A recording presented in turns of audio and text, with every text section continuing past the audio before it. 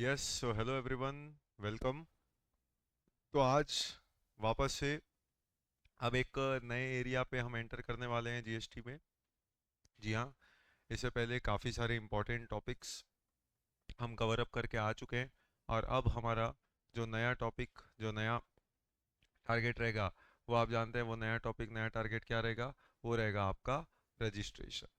Registration की जब अपन बात करते हैं, यानी रजिस्ट्रेशन की अगर हम बात करें, तो registration to be considered as one of the most important area in practical life of GST. यानी आज अगर आपको जीएसटी में कुछ भी काम करना है, तो आप जानते हैं बिना रजिस्ट्रेशन के कैसे होगा। तो इसलिए registration is one of the key feature, one of the essential feature. Registration की जब हम बात कर रहे हैं कि रजिस्ट्रेशन होना जरूरी होता है, ठीक, जीएसटी में कोई भी काम को आगे बढ़ाने के लिए। तो वैसे हमारी क्लास के लिए ये आगे का चैप्टर है, लेकिन प्रैक्टिकल लाइफ में जिन्होंने भी जीएसटी में काम करना है, तो ये वो पहला चैप्टर होगा जिससे आपकी शुरुआत होती है, that is registration under GST. Registration under GST से पहले अगर मैं आपको कुछ बात करूं, जैसे आप जानते हैं कुछ चीज़ें आपने भूलनी नहीं चाहिए, और उन्हीं में से एक है जो मैं आपको भूलने देता भी नहीं हूँ, वो है आपका वेटेज और हमारी तैयारी। वेटेज और तैयारी के हिसाब से अगर हम बात करें, तो इसका मतलब ये जो टॉपिक्स हैं, बीट सप्लाई अंडर जीएसटी, बीट charge under GST, place of supply, exemptions, time of supply, value of supply, input tax credit. अब आप देख रहे हैं कि ये सारे एरियाज हमारे कवर अप हो चुके हैं। और अगर ये सारे एरियाज हमारे कवर अप हो चुके हैं, तो इसका मतलब हम कहाँ खड़े हैं? We have finished the part of 45 to 65%, bearing minute exemptions. बाकी हमने सारे एरियाज को कवर अप कर लिया। और सारे एरियाज को कवर कर लिया है, तो मतलब आप समझिए जीएसटी का पोर्शन आधा, आधे से ज्यादा कवर अप हो चुका है, 45 से 65%। और इतना जब आपकी तैयारी हो चुकी, तो इसका मतलब आप समझिए कि आप इतने को पढ़ेंगे तो पास का जुगाड़ तो इतने में ही हो गया है। जबकि अभी चैप्टर्स देखो तो नंबर्स में आपको चैप्टर्स कम दिख रहे हैं, लेकिन रियलिटी में आप देखेंगे तो मार्क्स के हिसाब से यही आप जानते हैं सबसे हैवी वेट था जीएसटी का। अब इसके बाद के जो भी टॉपिक्स आएंगे, जो भी टॉपिक्स आएंगे, अलग अलग वॉल्यूम्स, ये आप जानते हैं, तो जो भी टॉपिक्स ऐसे आएंगे, ये सारे टॉपिक्स अब इतना समय नहीं लेने वाले। तो ये सब अब अगला जो एरिया है, नेक्स्ट एरिया जो हम पकड़ने वाले हैं, वो प्रोसीजरल कंप्लायंस है। कि जीएसटी में क्या फॉर्मेलिटीज है, क्या प्रोसेस है, क्या प्रोसीजर है जो आपको कंप्लाई करना पड़ता है। सो वो अब आपका 10 से 30% एरिया रहेगा। बट ये क्या है, ये समय भी कम लेंगे और स्कोरिंग भी रहेंगे। ऊपर के एरिया जो थे वो एकदम हाई लेवल दिमाग लगाने वाले एरिया थे, जिसको हम कर चुके।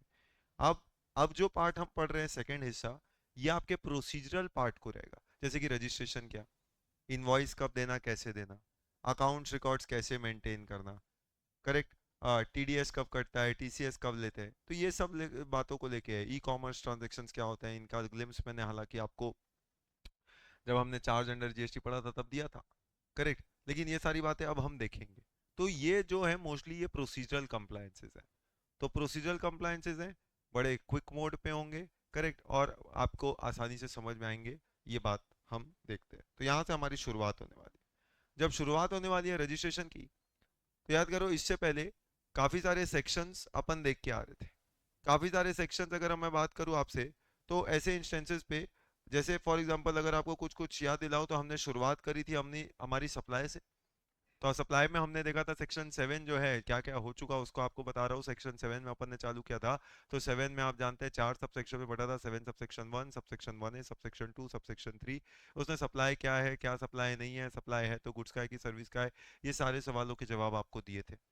ये सारे सवालों के जवाब जब मिले सप्लाई में, तो फिर अगर वो सप्लाई हुआ, दो या दो से ज्यादा सप्लाई हुआ, तो फिर आप जानते हैं या तो वो कंपोजिट हो सकता था या मिक्स हो सकता था। क्या कंपोजिट होता था ये बताता था 2 क्लॉज 30, क्या मिक्स होता था ये आपको बताता था 2 क्लॉज 74। तो वहां पे हम देखते थे कंपोजिट सप्लाई, मिक्स सप्लाई, लेकिन उनका टैक्स का रेट क्या होगा ये आपको बताता था सेक्शन 8। कि अगर कंपोजिट सप्लाई है तो आप जानते हैं टैक्स क्या लगेगा, जो आपका प्रिंसिपल सप्लाई का रेट है वो वाला रेट लगेगा। लेकिन अगर मिक्स सप्लाई है तो फिर क्या रेट लगेगा, फिर मिक्स सप्लाई में जो हाईएस्ट रेट होता है वो लगेगा। ये हमने सीखा था। तो दैट वाज सेक्शन 7 एंड 8। ये दोनों सेक्शन अपन ने पढ़ा था जब हमने चैप्टर पढ़ा था सप्लाई अंडर जीएसटी। उसके बाद थोड़ा सा आगे बढ़े तो हमने देखा सेक्शन 9। सेक्शन 9 जो देखा, तो 9 जो था वो चार्जेबिलिटी को डील करता था, जिसमें हमने देखा था चार्जेबिलिटी कितने लोगों पे आती है, 3 अलग अलग प्रकार के लोगों पे आती थी, एक सप्लायर, एक रेसिपिएंट, एक ई कॉमर्स ऑपरेटर। सप्लायर पे आप जानते हैं लाइबिलिटी जो है वो आती थी 9(1) और 9(2) ऑफ द सीजीएसटी एक्ट। वैसे ही रेसिपिएंट पे लाइबिलिटी आती थी 9(3) और 9(4) ऑफ द सीजीएसटी एक्ट। और वैसे ही ई कॉमर्स ऑपरेटर पे लाइबिलिटी आती थी 9(5). अब ये चीजें देखिए, खाली बस इस रफ चार्ट से आपको पूरा रिकॉल होना चाहिए कि वो कौन से एरिया में क्या बातें थी।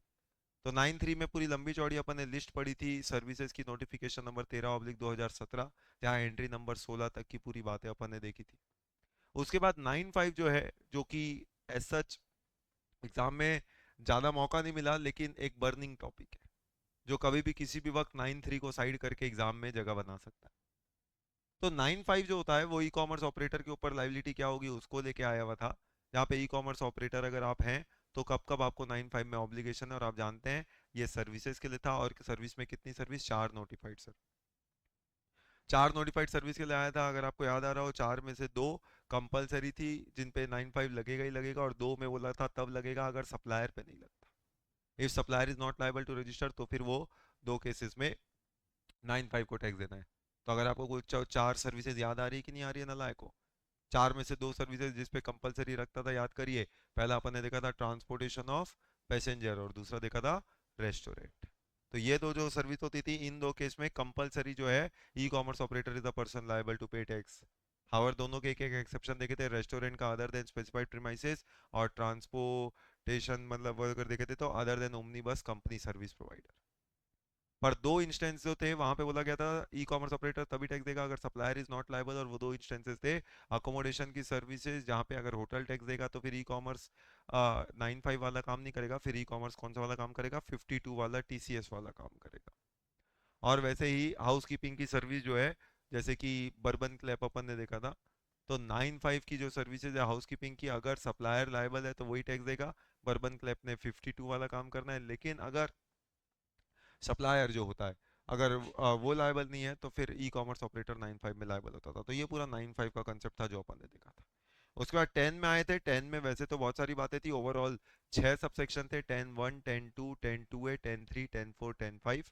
लेकिन फिर भी आप जानते हैं कि 10 में जो मेन एरिया ऑफ डिस्कशन होता था वो होता था 10(1) और 10(2)A, क्योंकि 10(1) आपको देता था कंपोजिशन स्कीम फॉर गुड्स, और 10(2)A देता था any person who is ineligible to opt for composition scheme under 10(1), वो ऑप्ट करता था 10(2)A, मतलब सिंपल लैंग्वेज बोले तो कंपोजिशन स्कीम फॉर सर्विस। तो गुड्स में आप याद करिए लिमिट होती थी aggregate turnover preceding financial year में जिसका 150 लाख है, वो करंट फाइनेंशियल ईयर में 150 लाख तक कंपोजिशन स्कीम को ले सकता था। करेक्ट। और स्पेशल कैटेगरी स्टेट्स में जो है लिमिट को रिड्यूस करके 75 लैक्स करते थे। वही 10(2) में वो लिमिट सर्विस वालों के लिए रिड्यूस करके 50 लाख कर दी गई थी। तो इस अगर पिछले साल आपका टर्नओवर इसके अंदर था तो करंट ईयर में इतने तक आप क्या कर सकते हैं, ये स्कीम को ऑप्ट कर सकते थे। ये पूरा अपन ने 10(1) और 10(2) में देखा था। तो ये मेन बातें थी। 11 जो है वो पूरा एग्जामेशन को लेके था। एग्जामेशन के लिए नोटिफिकेशन जो थे वो नोटिफिकेशन 12/2017 था, जिसमें कई अलग अलग कैटेगरीज की चीज़ों को एग्जेम्प्ट किया गया था। कई ऐसी अलग अलग कैटेगरीज अपन ने देखी थी। 11 जैसे ही खत्म हुआ तो 12 से लेके 14 तक की अगली सीरीज जो है वो टाइम ऑफ सप्लाई को लेके आती थी, जहाँ पे 12 में आपने देखा था टाइम ऑफ सप्लाई गुड्स का, 13 में आपने देखा टाइम ऑफ सप्लाई सर्विस का, और 14 जो था वो आपने देखा था जब भी there is a change in rate. अगर ये दो कभी भी होगा तो फिर सेक्शन 14 लगता था। तो इसमें आप जानते हैं 12 13 तीनों दोनों में 6 6 सब सेक्शन थे, लेकिन 12(1), 13(1) तो ऐसे ही था, और 12(4), 13(4) जो है वो डिलीट हो चुका। तो बेसिकली आपने 4 4 सब सेक्शन देखे थे, 12(2), 3, 5 और 6, और वैसे ही 13(2), 5 और 6। जब भी रेट में बदलाव होता था, खासतौर पे another hot topic examination point of view से, क्योंकि रेट में बदलाव आपने देखा था मेजर जीएसटी 2.0 में जो चेंज हुए, कई चीज़ों के रेट बदले गए थे। रेट बदले गए थे, कई चीज़ों को एग्जेम्प्ट किया गया था। तो वो आईटीसी में भी यूज़ होता है, वो इधर टाइम ऑफ सप्लाई टॉपिक में भी यूज़ होगा। तो इसका मतलब ये टॉपिक ग्रे एरिया टॉपिक है आपके एग्जाम के लिए। उसके बाद टाइम ऑफ सप्लाई जैसे 12 13 14 आप देखते थे तो 15 जो है वो चालू होता था value of supply. Value of supply जो है वो या तो 15(1) से निकलता था, या आप देखते हैं 15(4) से निकलता था, या 15(5) से निकलता था। 15(1) जो है वो बताता था वैल्यू ऑफ सप्लाई क्या होगा, transaction value which is price actually paid payable, अगर दो बातें पूरी करते थे। दो बातें आप जानते हैं कौन सी होती थी, सेलर बायर अनरिलेटेड होना और प्राइस सोल कंसिडरेशन होगा। अगर दोनों बातें जो हैं दोनों बातें, वो क्या होती है, दोनों बातें अगर अंदर होती है तो फिर क्या होता है, वैल्यू ऑफ सप्लाई जो है 15(1) से निकाला जाएगा, जो कि ट्रांजैक्शन वैल्यू होगा। लेकिन अगर या तो सेलर बायर रिलेटेड निकल जाए या प्राइस सोल कंसिडरेशन ना निकले तो फिर वैल्यू ऑफ सप्लाई 15(1) नहीं बल्कि 15(4) निकलेगा, रेड विथ वैल्यूएशन रूल्स 2070। पर कुछ नोटिफाइड सप्लाईज के केस में याद करिए, नोटिफाइड सप्लाईज जो होते हैं, नोटिफाइड सप्लाईज के केस में वैल्यू ऑफ सप्लाई ना 15(1) से निकलेगा ना 15(4) से निकलेगा, वो निकलेगा 15(5) से। तो 15(5) से जब निकलेगा तो ऐसे पॉइंट ऑफ टाइम पे वो नोटिफाइड सप्लाई जो है वो दो तरीके से बटे हुए थे, एक रूल 31A B C और एक जो है वो आप जानते हैं रूल 32। 32 के अंदर बहुत सारे क्लॉजेस थे। 32 में मोस्टली चालू होता था 32(2), 32(3), 32(4), 32(5। ये मेन एरियाज थे जो नोटिफाइड सप्लाईज को डील करते थे। 31A B C ये तीन बेसिकली बने गए थे स्पेसिफाइड एक्शनेबल क्लेम के लिए। पर अभी लेटेस्ट आप जानते हैं आपके लिए एक और रूल जुड़ा 31D। 31D इसका मतलब अगर आप मई के हैं तो आपके लिए काम का नहीं है, बट आगे ऑनवर्ड्स इसका मतलब सितंबर जनवरी के लिए रूल 31D पूरी तरीके से अप्लाई होता है। ये वैल्यू ऑफ सप्लाई में अपन ने कवर किया। तो 31D आता था पान मसाला टोबैको, तो ये सब लेटेस्ट एडिशन। पान मसाला टोबैको के लिए वैल्यू ऑफ सप्लाई कैसे निकलेगा, तो उनके लिए एक अलग से ऐड हुआ 31D। तो ये वैल्यू ऑफ सप्लाई मतलब पूरा 27 से लेके 35 तक अलग अलग इंस्टेंसेस जो हैं वो वैल्यू ऑफ सप्लाई को लेके डील करता था। यहाँ पे हमने इसके सारे रूल्स देखे थे। उसके बाद अगला एरिया आया था, वो आपका आया था आईटीसी का। जैसे ही 15 वैल्यू ऑफ सप्लाई खत्म हुआ तो 16 से चालू हुआ आईटीसी, जो कब तक चला, 16 से लेके एक तरीके से 21 तक चला। 16 से 21 जो आईटीसी आया, उस आईटीसी में आप जानते हैं दो हिस्सों में आईटीसी देखा था, एक जनरल और एक स्पेसिफिक। जनरल आईटीसी में आपने देखा था 16, 17, 18, जिसके अंदर बहुत सारी बातें अपन ने डिस्कस करी थी पिछले पार्ट में। तो जनरल आईटीसी में 16 ने आपको बताया था eligibility conditions for claiming ITC, 17 ने बताया था अपॉर्चनमेंट ऑफ आईटीसी, ब्लॉक आईटीसी, और 18 ने बताया था आईटीसी अंडर स्पेशल सर्कमस्टेंसेस। तो वैसे ही 19, 20, 21 जो है, 19 आपको बताता है जॉब वर्क से रिलेटेड आईटीसी, 20, 21 बताता है इनपुट सर्विस डिस्ट्रीब्यूटर से रिलेटेड आईटीसी। इसमें 19 हमारा पेंडिंग है, ये आपको पता होना चाहिए। तो इतनी सारी बातें जो हैं वो तो हमने देखनी थी। इसके साथ आईटीसी से साथ साथ हमने रूल 36 से लेकर रूल 45 को भी कवर अप किया था। एक एक बातें जो इनपुट टैक्स क्रेडिट में क्या मिलेगा क्या नहीं मिलेगा उसको लेके कवर अप होती थी। अब जब रूल 36 से 45 तक आपने बातें को कवर अप किया, तो अगर आपको अभी तक ऐसा लग रहा था कि सर ने आज क्या क्या नई बातें सिखा दी है, मतलब इतनी सारी बातें सिखा दी, अगर आपको ऐसा कुछ कुछ लग रहा है, अगर आपको ऐसा कुछ कुछ लग रहा है कि अभी नया सीखा है, तो मैंने आपको बताया था एक अनसब्सक्राइब का बटन है, तुरंत दबाइए उसे। क्योंकि अभी तक मैं आपको सिर्फ वो बता रहा था जो मैं आपको ऑलरेडी क्लास में सिखा चुका हूँ, जो पार्ट आप जान चुके। तो नया तो अब सीखना है अपने। नया क्या सीखना है? नया सीखना है रजिस्ट्रेशन, क्योंकि जैसे ही 21 में आईटीसी खत्म होता है 22 से चालू होता है आपका रजिस्ट्रेशन का टॉपिक। जब रजिस्ट्रेशन के बारे में बात करते हैं यानी रजिस्ट्रेशन अंडर जीएसटी, तो रजिस्ट्रेशन का कवरेज क्या है? सेक्शन 22 से लेके सेक्शन 30। मतलब यूं समझ लीजिए अभी तक जितने भी चैप्टर पढ़े, एकमात्र चैप्टर, कोई तो एक ऐसा चैप्टर आया जिसमें कुछ इतने सेक्शंस आपको देखने को पड़ रहे हैं, 22 से लेके 30। मतलब आप देखो लगभग 9 सेक्शंस इसमें आपको देखने को पड़ रहे हैं। अभी तक कोई एक ऐसा चैप्टर बता दीजिए जो आपने पढ़ा शुरू से लेके अभी तक जिसमें इतने सारे सेक्शंस आपने पढ़े। सप्लाई जो था वो ले दे के 7, 8 में खत्म हो गया, चार्ज जो था वो 9, 10 में खत्म हो गया, टाइम ऑफ सप्लाई ले दे के 12, 13, 14 में लगा, वैल्यू ऑफ सप्लाई तो एक सेक्शन से ऊपर नहीं बढ़ पाया, वो भी एग्जाम्शन भी एक सेक्शन से ऊपर नहीं बढ़ पाया। प्लेस ऑफ सप्लाई थोड़ा बहुत आपने देखा आईजीएसटी में इधर उधर बातें, पर उसमें भी आप जानते हैं कि जो की सेक्शन है वो 10, 11, 12, 13 है। तो मतलब सबसे की सेक्शन जो है वो प्लेस ऑफ सप्लाई के 10, 11, 12 और 13 ऑफ द आईजीएसटी एक्ट है, जो प्लेस ऑफ सप्लाई कैसे निकालेंगे उसको लेकर डील करते हैं। आईटीसी जो है वो आप जानते हैं, आईटीसी जो है वो कहने के लिए 16 से 21 तक है, लेकिन वो दो हिस्सों में बटा हुआ है। मेन तो 16, 17, 18 ही है। 19, 20, 21 तो बस एक एक स्पेशल केस की बात करेंगे, 20, 21 आईएचडी की बात कर रहा था। तो एकमात्र सेक्शन पहला चैप्टर आया जहां पे इतने सारे सेक्शंस आपको देखने को मिलेंगे। तो रजिस्ट्रेशन जो है वो प्रोसीजर पॉइंट ऑफ व्यू से सबसे इंपॉर्टेंट चैप्टर है, क्योंकि जब तक आपका जीएसटी में रजिस्ट्रेशन नहीं होगा आप क्या नहीं बनेंगे, सोचिए, रजिस्टर्ड पर्सन। आज हमने रजिस्टर्ड पर्सन की डेफिनेशन देखी। रजिस्टर्ड पर्सन की जब आपने डेफिनेशन देखी तो रजिस्टर्ड पर्सन का मतलब क्या होता था? रजिस्टर्ड पर्सन का मतलब अपन ने देखा था कि registered person means any person who is registered under this act. So any person who is registered under this act. तो वो तो रजिस्टर्ड पर्सन होता ही था। अगर उसमें आप जानते हैं कि एक्सक्लूजन होता है, वो एक्सक्लूजन होता है यू इन वालों का, वो आगे देखेंगे। बट रजिस्टर्ड पर्सन जो है, वो यही अपन देखते थे रजिस्टर्ड पर्सन का मतलब। तो कोई भी पर्सन जो रजिस्टर्ड है, तब आपको रजिस्टर्ड पर्सन का टैग मिलता था। और रजिस्टर्ड पर्सन होने के फायदे क्या थे? कि तब आप आईटीसी मिलता था। यानी रजिस्ट्रेशन का फायदा क्या है कि अगर आपको आईटीसी लेना है तो सबसे पहले you must be registered under the GST law. तो इसलिए भी रजिस्ट्रेशन जरूरी है। अब रजिस्ट्रेशन है तो कैसे करना? तो ये टॉपिक, ये सवाल जवाब हो सकता है इंटर के वक्त आपके लिए नए होंगे, फाइनल लेवल पे मैं नहीं मानता आपके लिए नया है या आपके पास इन सवालों के जवाब नहीं होंगे, लेकिन फिर भी रजिस्ट्रेशन की जब हम बात करते हैं तो हमने देखा था वन नेशन वन टैक्स। तो कंसेप्ट था जीएसटी में वन नेशन वन टैक्स का, पर क्या सवाल है रजिस्ट्रेशन भी वन था?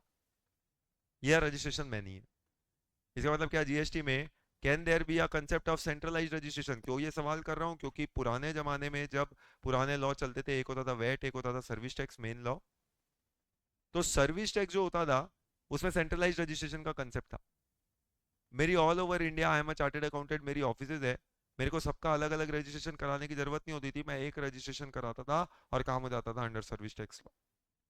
तो वहां पे सेंट्रलाइज्ड रजिस्ट्रेशन का कंसेप्ट हुआ करता था क्योंकि वो सेंट्रल लॉ था। लेकिन वैट तो आप हर स्टेट में रजिस्टर कराते थे। अब सवाल है जीएसटी जो है वो क्या है? GST is a combination of VAT and service tax law.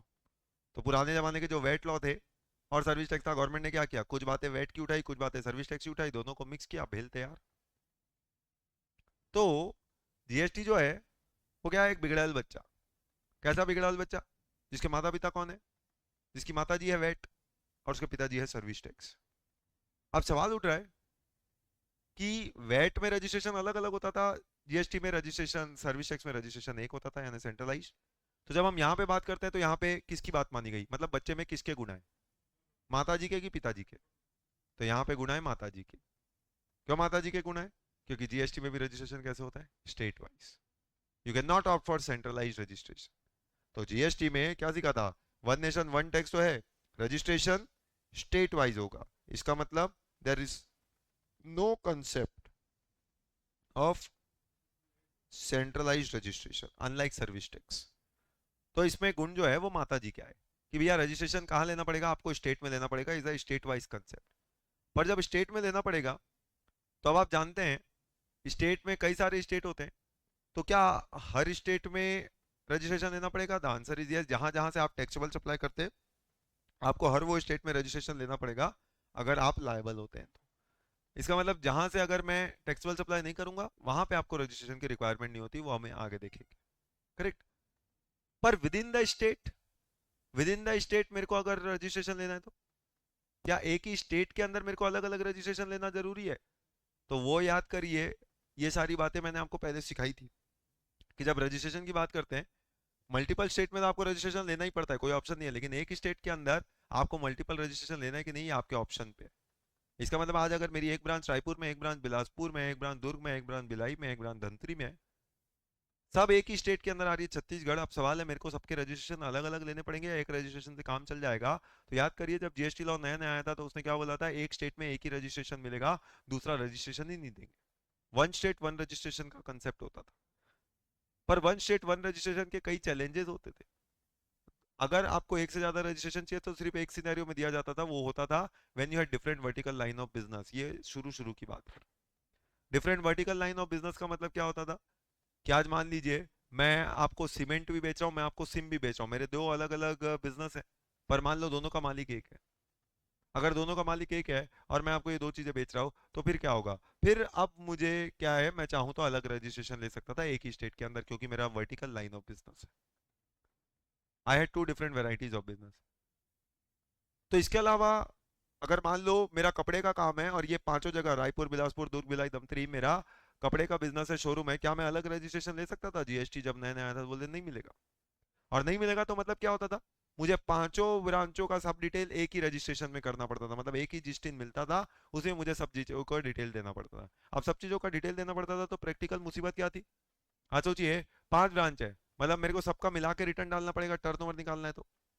आज मान लो रायपुर का टर्नओवर पता चल गया, दुर्ग भिलाई धमतरी का टर्नओवर पता चल गया बिलासपुर, अब बिलासपुर में जो मेरी ब्रांच है, मैं उससे टर्नओवर पूछा हूँ कि बता भैया इस महीने का टर्नओवर कितना है, रिटर्न फाइल करना है। वो बोलता है साहब अभी थोड़ा सा मैं बता नहीं पा रहा हूँ, थोड़ा सा बिजी हूँ, या अकाउंटेंट अभी छुट्टी पे है, 1-2 दिन लगेगा, आएगा तब मैं आपको बताऊंगा। मैं बोला भाई आज आखिरी तारीख है, रिटर्न फाइल करना है। बोले साहब अब वो अकाउंटेंट नहीं आया, इमरजेंसी, अब मैं क्या करूँ। तब सोचिए बिलासपुर यूनिट से इन्फॉर्मेशन नहीं आई, एक यूनिट से भी इन्फॉर्मेशन नहीं आएगी तो मैं क्या रिटर्न डाल पाऊंगा? नहीं डाल पाया। कॉन्जिक्वेंटली मेरा रिटर्न रुक गया, डिले हो गया। 20 तारीख को मुझे 3B फाइल करना चाहिए था, रिटर्न फाइल करना चाहिए था, वो फाइल नहीं हुआ। अब जब वो रिटर्न फाइल नहीं हुआ तो सोचिए 4-5 दिन बाद अकाउंटेंट बिलासपुर वाले का फोन आया। 20 तारीख का काम होना था, 25 तारीख को उसका मेरे पास फोन आया और क्या बोलता है, यहाँ सर रिटर्न डाल दो। मैंने बोला कितना है टर्नओवर? बोले साहब नील है। मैंने बोला तेरे एक नील के चक्कर में 5 दिन डिले करा दिया, और तेरा नील था, हमारा तो नील नहीं था। मतलब कॉन्सिक्वेंस सोचिए इसका क्या हुआ। अब बाकी जो ब्रांचेस के मेरे टर्नओवर थे, मैंने रिटर्न डिलीफाई किया तो उसका तो इंटरेस्ट लग गया, जबरदस्ती पेनाल्टी लग गई, लेट फी लग गई। प्रॉब्लम्स है ना। तो ये प्रैक्टिकल डिफिकल्टीज है। तो बोले साहब अब गलती हो गई, अब नहीं आया अकाउंटेंट तो मैं क्या करूं। मैंने बोला चल यार आगे से ध्यान रखना, पहले दे दिया करो इन्फॉर्मेशन। अब अगले महीने बिलासपुर का टाइम पे आया तो दुर्ग वाले ने लेट कर दिया, तीसरे महीने भिलाई वाले ने लेट कर दिया, चौथे महीने धमतरी वाले ने लेट कर दिया, पांचवें महीने मैंने खुद नहीं अपना इन्फॉर्मेशन नहीं बताया, जा सब लोग लेट करते तो मैं क्यों टाइम पे काम करूं। तो इसका मतलब सोचिए, अगर मेरी 12 ब्रांचेज हैं और हर ब्रांच एक एक महीना भी लेट करे तो मैं तो साल भर इंटरेस्ट लेट फी पेनाल्टी चुका रहा हूं। और सबका जो लेट कर रहे हैं उनका टर्नओवर जीरो होता है। वेस्ट ऑफ रिसोर्सेज है ना। और प्लस कौन सी ब्रांच का टर्नओवर क्या है मुझे वो भी पता नहीं चल रहा है, जबकि मैं अपने बिजनेस में बुक्स ऑफ अकाउंट सबके अलग अलग मेंटेन करता हूँ, दुर्ग भिलाई बिलासपुर के सबके मेरे बुक्स ऑफ अकाउंट अलग है, रिकॉर्ड्स अलग है। अभी मैं जीएसटी में सबका टर्नओवर जोड़ के डालता हूँ, अब यही समझ में नहीं आता कौन से ब्रांच का टर्नओवर कितना है। तो इसलिए वहां पे जब बिजनेस को प्रॉब्लम्स हुई शुरू शुरू में, तो उन्होंने गवर्नमेंट को बोला कि साहब ऐसा मत करिए, एक स्टेट के अंदर अगर हमको रजिस्ट्रेशन लेना है, मल्टीपल रजिस्ट्रेशन, तो हमको लेने दीजिए साहब, हमारा बिजनेस है, हम कैसे चलाते हैं बिजनेस हमको हम जानते हैं। आप ये मत सिखाओ हमको कि ये बिजनेस कैसे करना है, आप बस हमको, हम मांग रहे हैं कि हमारे को जैसा रजिस्ट्रेशन करना चाहते हैं करने दो। तो गवर्नमेंट बोला ठीक है चलो भैया तुम्हारी मर्जी, हम तो तुम्हारी सहूलियत के लिए बोल रहे थे। बोले क्या सहूलियत साहब, बड़ी प्रॉब्लम हो रही है, 12 महीने से लेट भी चुका रहा हूँ आपको। तो इसलिए अभी क्या किया गया, विद इन द स्टेट अब आपको मल्टीपल रजिस्ट्रेशन लेना है कि नहीं लेना है, अब आप ही के ऊपर छोड़ दिया, ऑप्शनल। आप चाहो तो मल्टीपल रजिस्ट्रेशन करा सकते हो। अगर आपने मल्टीपल रजिस्ट्रेशन कराया, रायपुर का अलग, बिलासपुर का अलग, दुर्ग का अलग, भिलाई का अलग, धमतरी का अलग, तो फिर समझ लो आप एक नहीं, आप 5 अलग अलग व्यक्ति हो। 5 अलग अलग व्यक्ति हो इसका मतलब क्या है, you are treated as distinct person, इसी को बोलते थे डिस्टिंक्ट पर्सन। और डिस्टिंक्ट पर्सन होगा इसका मतलब क्या है, अब रायपुर से बिलासपुर भी अगर आपने टीवी, फ्रिज, मोबाइल ऐसी भेजा, तो this is supply of good services और both between distinct person, para 2 schedule 1 लग गया। तो अभी यहाँ पे क्या होगा, तो यहाँ पे अब आपको विद इन द स्टेट अलग अलग रजिस्ट्रेशन जो था आपने करा दिया, तो अब एक ब्रांच से दूसरी ब्रांच को भी दिया, तो क्या बन गया, वो डीम्ड सप्लाई बन गया, डीम्ड सप्लाई बन गया, पैरा 2 शेड्यूल 1, मतलब जीएसटी लग जाएगा। फिर आप बोलते हैं नहीं साहब हम रायपुर बिलासपुर तो एक ही है, ऐसा नहीं हो सकता कि किसी काम के लिए आप अलग है और किसी काम के लिए एक है। आप गवर्नमेंट ने बोल दिया आप डिसाइड कर लो, आप अलग हो या आप एक हो। अगर अलग हो तो हर काम के लिए अलग हो, एक हो तो हर काम के लिए एक हो। तो इसलिए यहाँ पे आपको अलग माना जाएगा अगर आपने अलग अलग जीएसटी में रजिस्ट्रेशन करा दिया। लेकिन अगर आप एक ही रजिस्ट्रेशन पे कर रहे तो फिर जानते हैं अब कंसेप्ट आता है किसका, पीपीओबी एपीओबी का। तो फिर पांचों में से मुझे कोई एक ब्रांच को मैं बताता principal place of business, let's say Raipur वाली ब्रांच को मैं बताता प्रिंसिपल प्लेस ऑफ बिजनेस, बाकी सब ब्रांचेस जो हैं वो कहलाती है एडिशनल प्लेस ऑफ बिजनेस। फिर वहां पे अगर एक ब्रांच से दूसरी ब्रांच को भी जाता, वो सप्लाई नहीं बनता, क्यों, क्योंकि वो डिस्टिंक्ट पर्सन ही नहीं है। और जब डिस्टिंक्ट पर्सन नहीं है तो सप्लाई नहीं बनता, तो मूवमेंट होता तो कैसे करता, तो वो चीज मुझे एक डिलीवरी चालान के थ्रू भेजनी पड़ती, गुड्स एक जगह से दूसरी जगह, वो सप्लाई नहीं कहलाता। ठीक।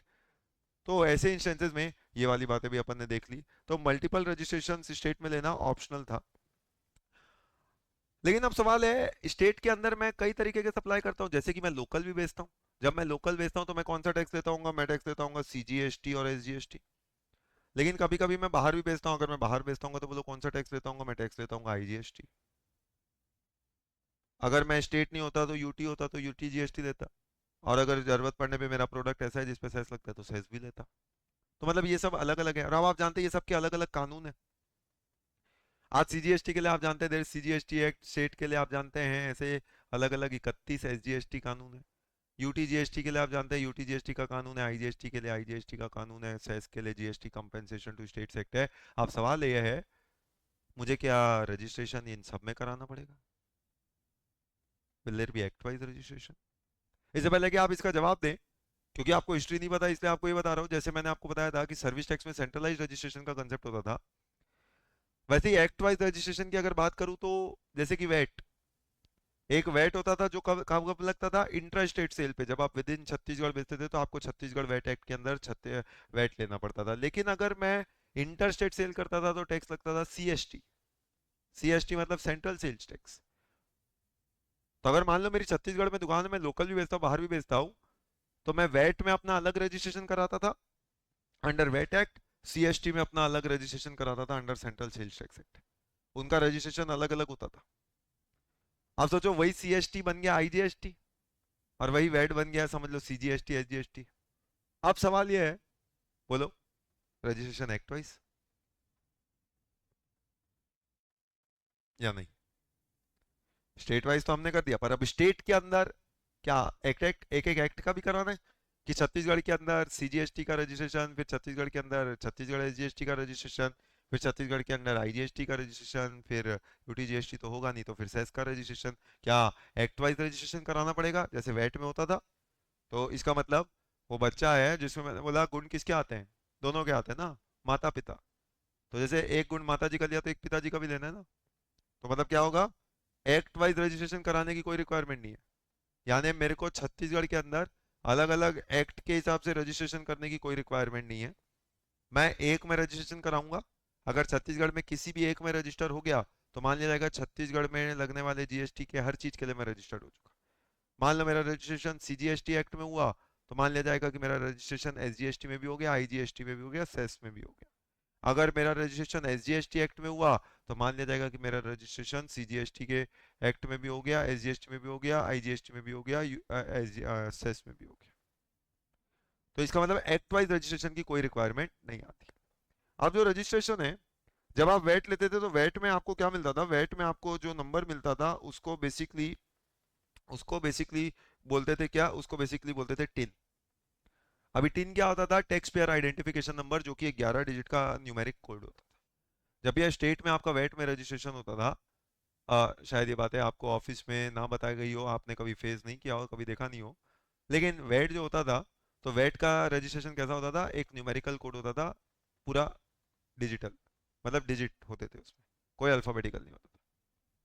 लेकिन अब आप जानते हैं सर्विस टैक्स जो होता था, सर्विस टैक्स में क्या होता था, सर्विस टैक्स में पूरा सर्विस टैक्स का एक कोड होता था। सर्विस टैक्स क्या, सर्विस टैक्स हो जाए या एक्साइज हो जाए, जैसे मैं अगर बात करूं सर्विस टैक्स की, तो सर्विस टैक्स में आपको एक नंबर मिलता था जिसको बोलते थे एसटीसी, मतलब सर्विस टैक्स कोड, जो कि क्या होता था, अल्फा न्यूमेरिक होता था। अल्फा न्यूमेरिक, और अल्फा न्यूमेरिक मतलब कितना, 15 डिजिट का होता था। तो 15 डिजिट का कोड होता था, चाहे सर्विस टैक्स हो चाहे एक्साइज हो, तो ये 15 डिजिट का कोड होता था। अब जब ये 15 डिजिट का कोड होता था, अब सवाल है, जीएसटी में आप रजिस्ट्रेशन कराए तो आप किसकी बात माने? सोचो, वैट में 11 डिजिट का न्यूमेरिकल कोड होता था, सर्विस टैक्स में 15 डिजिट का अल्फा न्यूमेरिकल कोड होता था। अब अगर बच्चा है, बच्चे में सिर्फ एक ही पेरेंट के गुण आ जाए, तो बोलो फिर दूसरा पेरेंट बोलेगा ना, फिर मतलब ही क्या है तेरा मेरा? आज सोचो, वो बच्चा, बच्चे में पूरे माता जी के गुण आ गए, पूरे माता जी के गुण आए, जो भी है बोलता है एकदम अपनी मम्मी का जैसा। पापा बोलेंगे फिर अच्छी चाची करा, मेरा क्या लेना देना, जब सब कुछ मम्मी से मिलता है तो फिर मेरा क्या योगदान? तो ऐसे पॉइंट ऑफ टाइम है, कहने का मतलब कि गुण तो दोनों के आने चाहिए ना। वही अगर बच्चे में सारे गुण पिताजी के आ जाए तो मम्मी बोलेगी बढ़िया है, नालायक आपके जैसा, सब आपके जैसे बात करता है। तो इसका मतलब, इसलिए गुण किसके होने चाहिए, दोनों के होने चाहिए ना।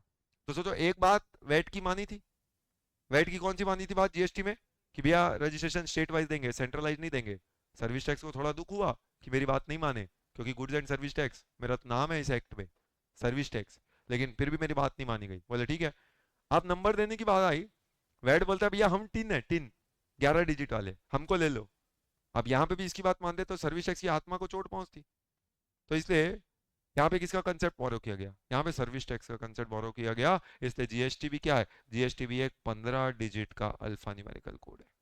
तो बोलो इसमें नंबर देने में किसका गुण आया? पिताजी का 15 डिजिट का अल्फा न्यूमेरिकल कोड।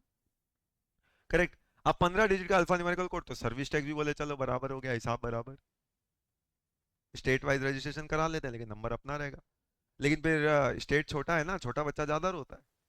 वो बोलता है आप उसकी बात मानते हो, उसकी एक बात माने, मेरी भी एक बात माने, मेरी एक बात और मानो। बोले क्या? बोले मेरे को टिन बोलते थे, तो बोले ठीक है तेरे नाम में टिन था तो यहाँ दे देते हैं जिस्टिन, फिर तेरी बात मान लेता है, तेरा गुण आ गया। अब बड़े वाले को समझाना पड़ता है कि भाई तू बड़ा हो गया, समझ थोड़ा सा। 15 डिजिट का कोड है, नाम है जिस्टिन, जिस्टिन मतलब goods and service tax identification number. अभी जो 15 डिजिट का कोड है, 15 डिजिट का कोड आपने देखा होगा, या आपको अभी तक जैसे मैंने बोला लॉजिक मिल चुका होना चाहिए कि ये 15 डिजिट कोड, हर कोड कुछ कहता है। तो वो हर कोड जो कुछ कहता है, 15 डिजिट का कोड कुछ कैसा रहता होगा, कुछ ऐसा रहता होगा। अब वो 15 डिजिट का कोड है, वो शुरुआती कैसे होता है? वो शुरुआती होता है स्टेट कोड से। तो पहले दो जो डिजिट होते हैं वो हमेशा क्या होते हैं? पहले दो डिजिट हमेशा रिप्रेजेंट करते हैं किसको? आपके स्टेट के कोड को।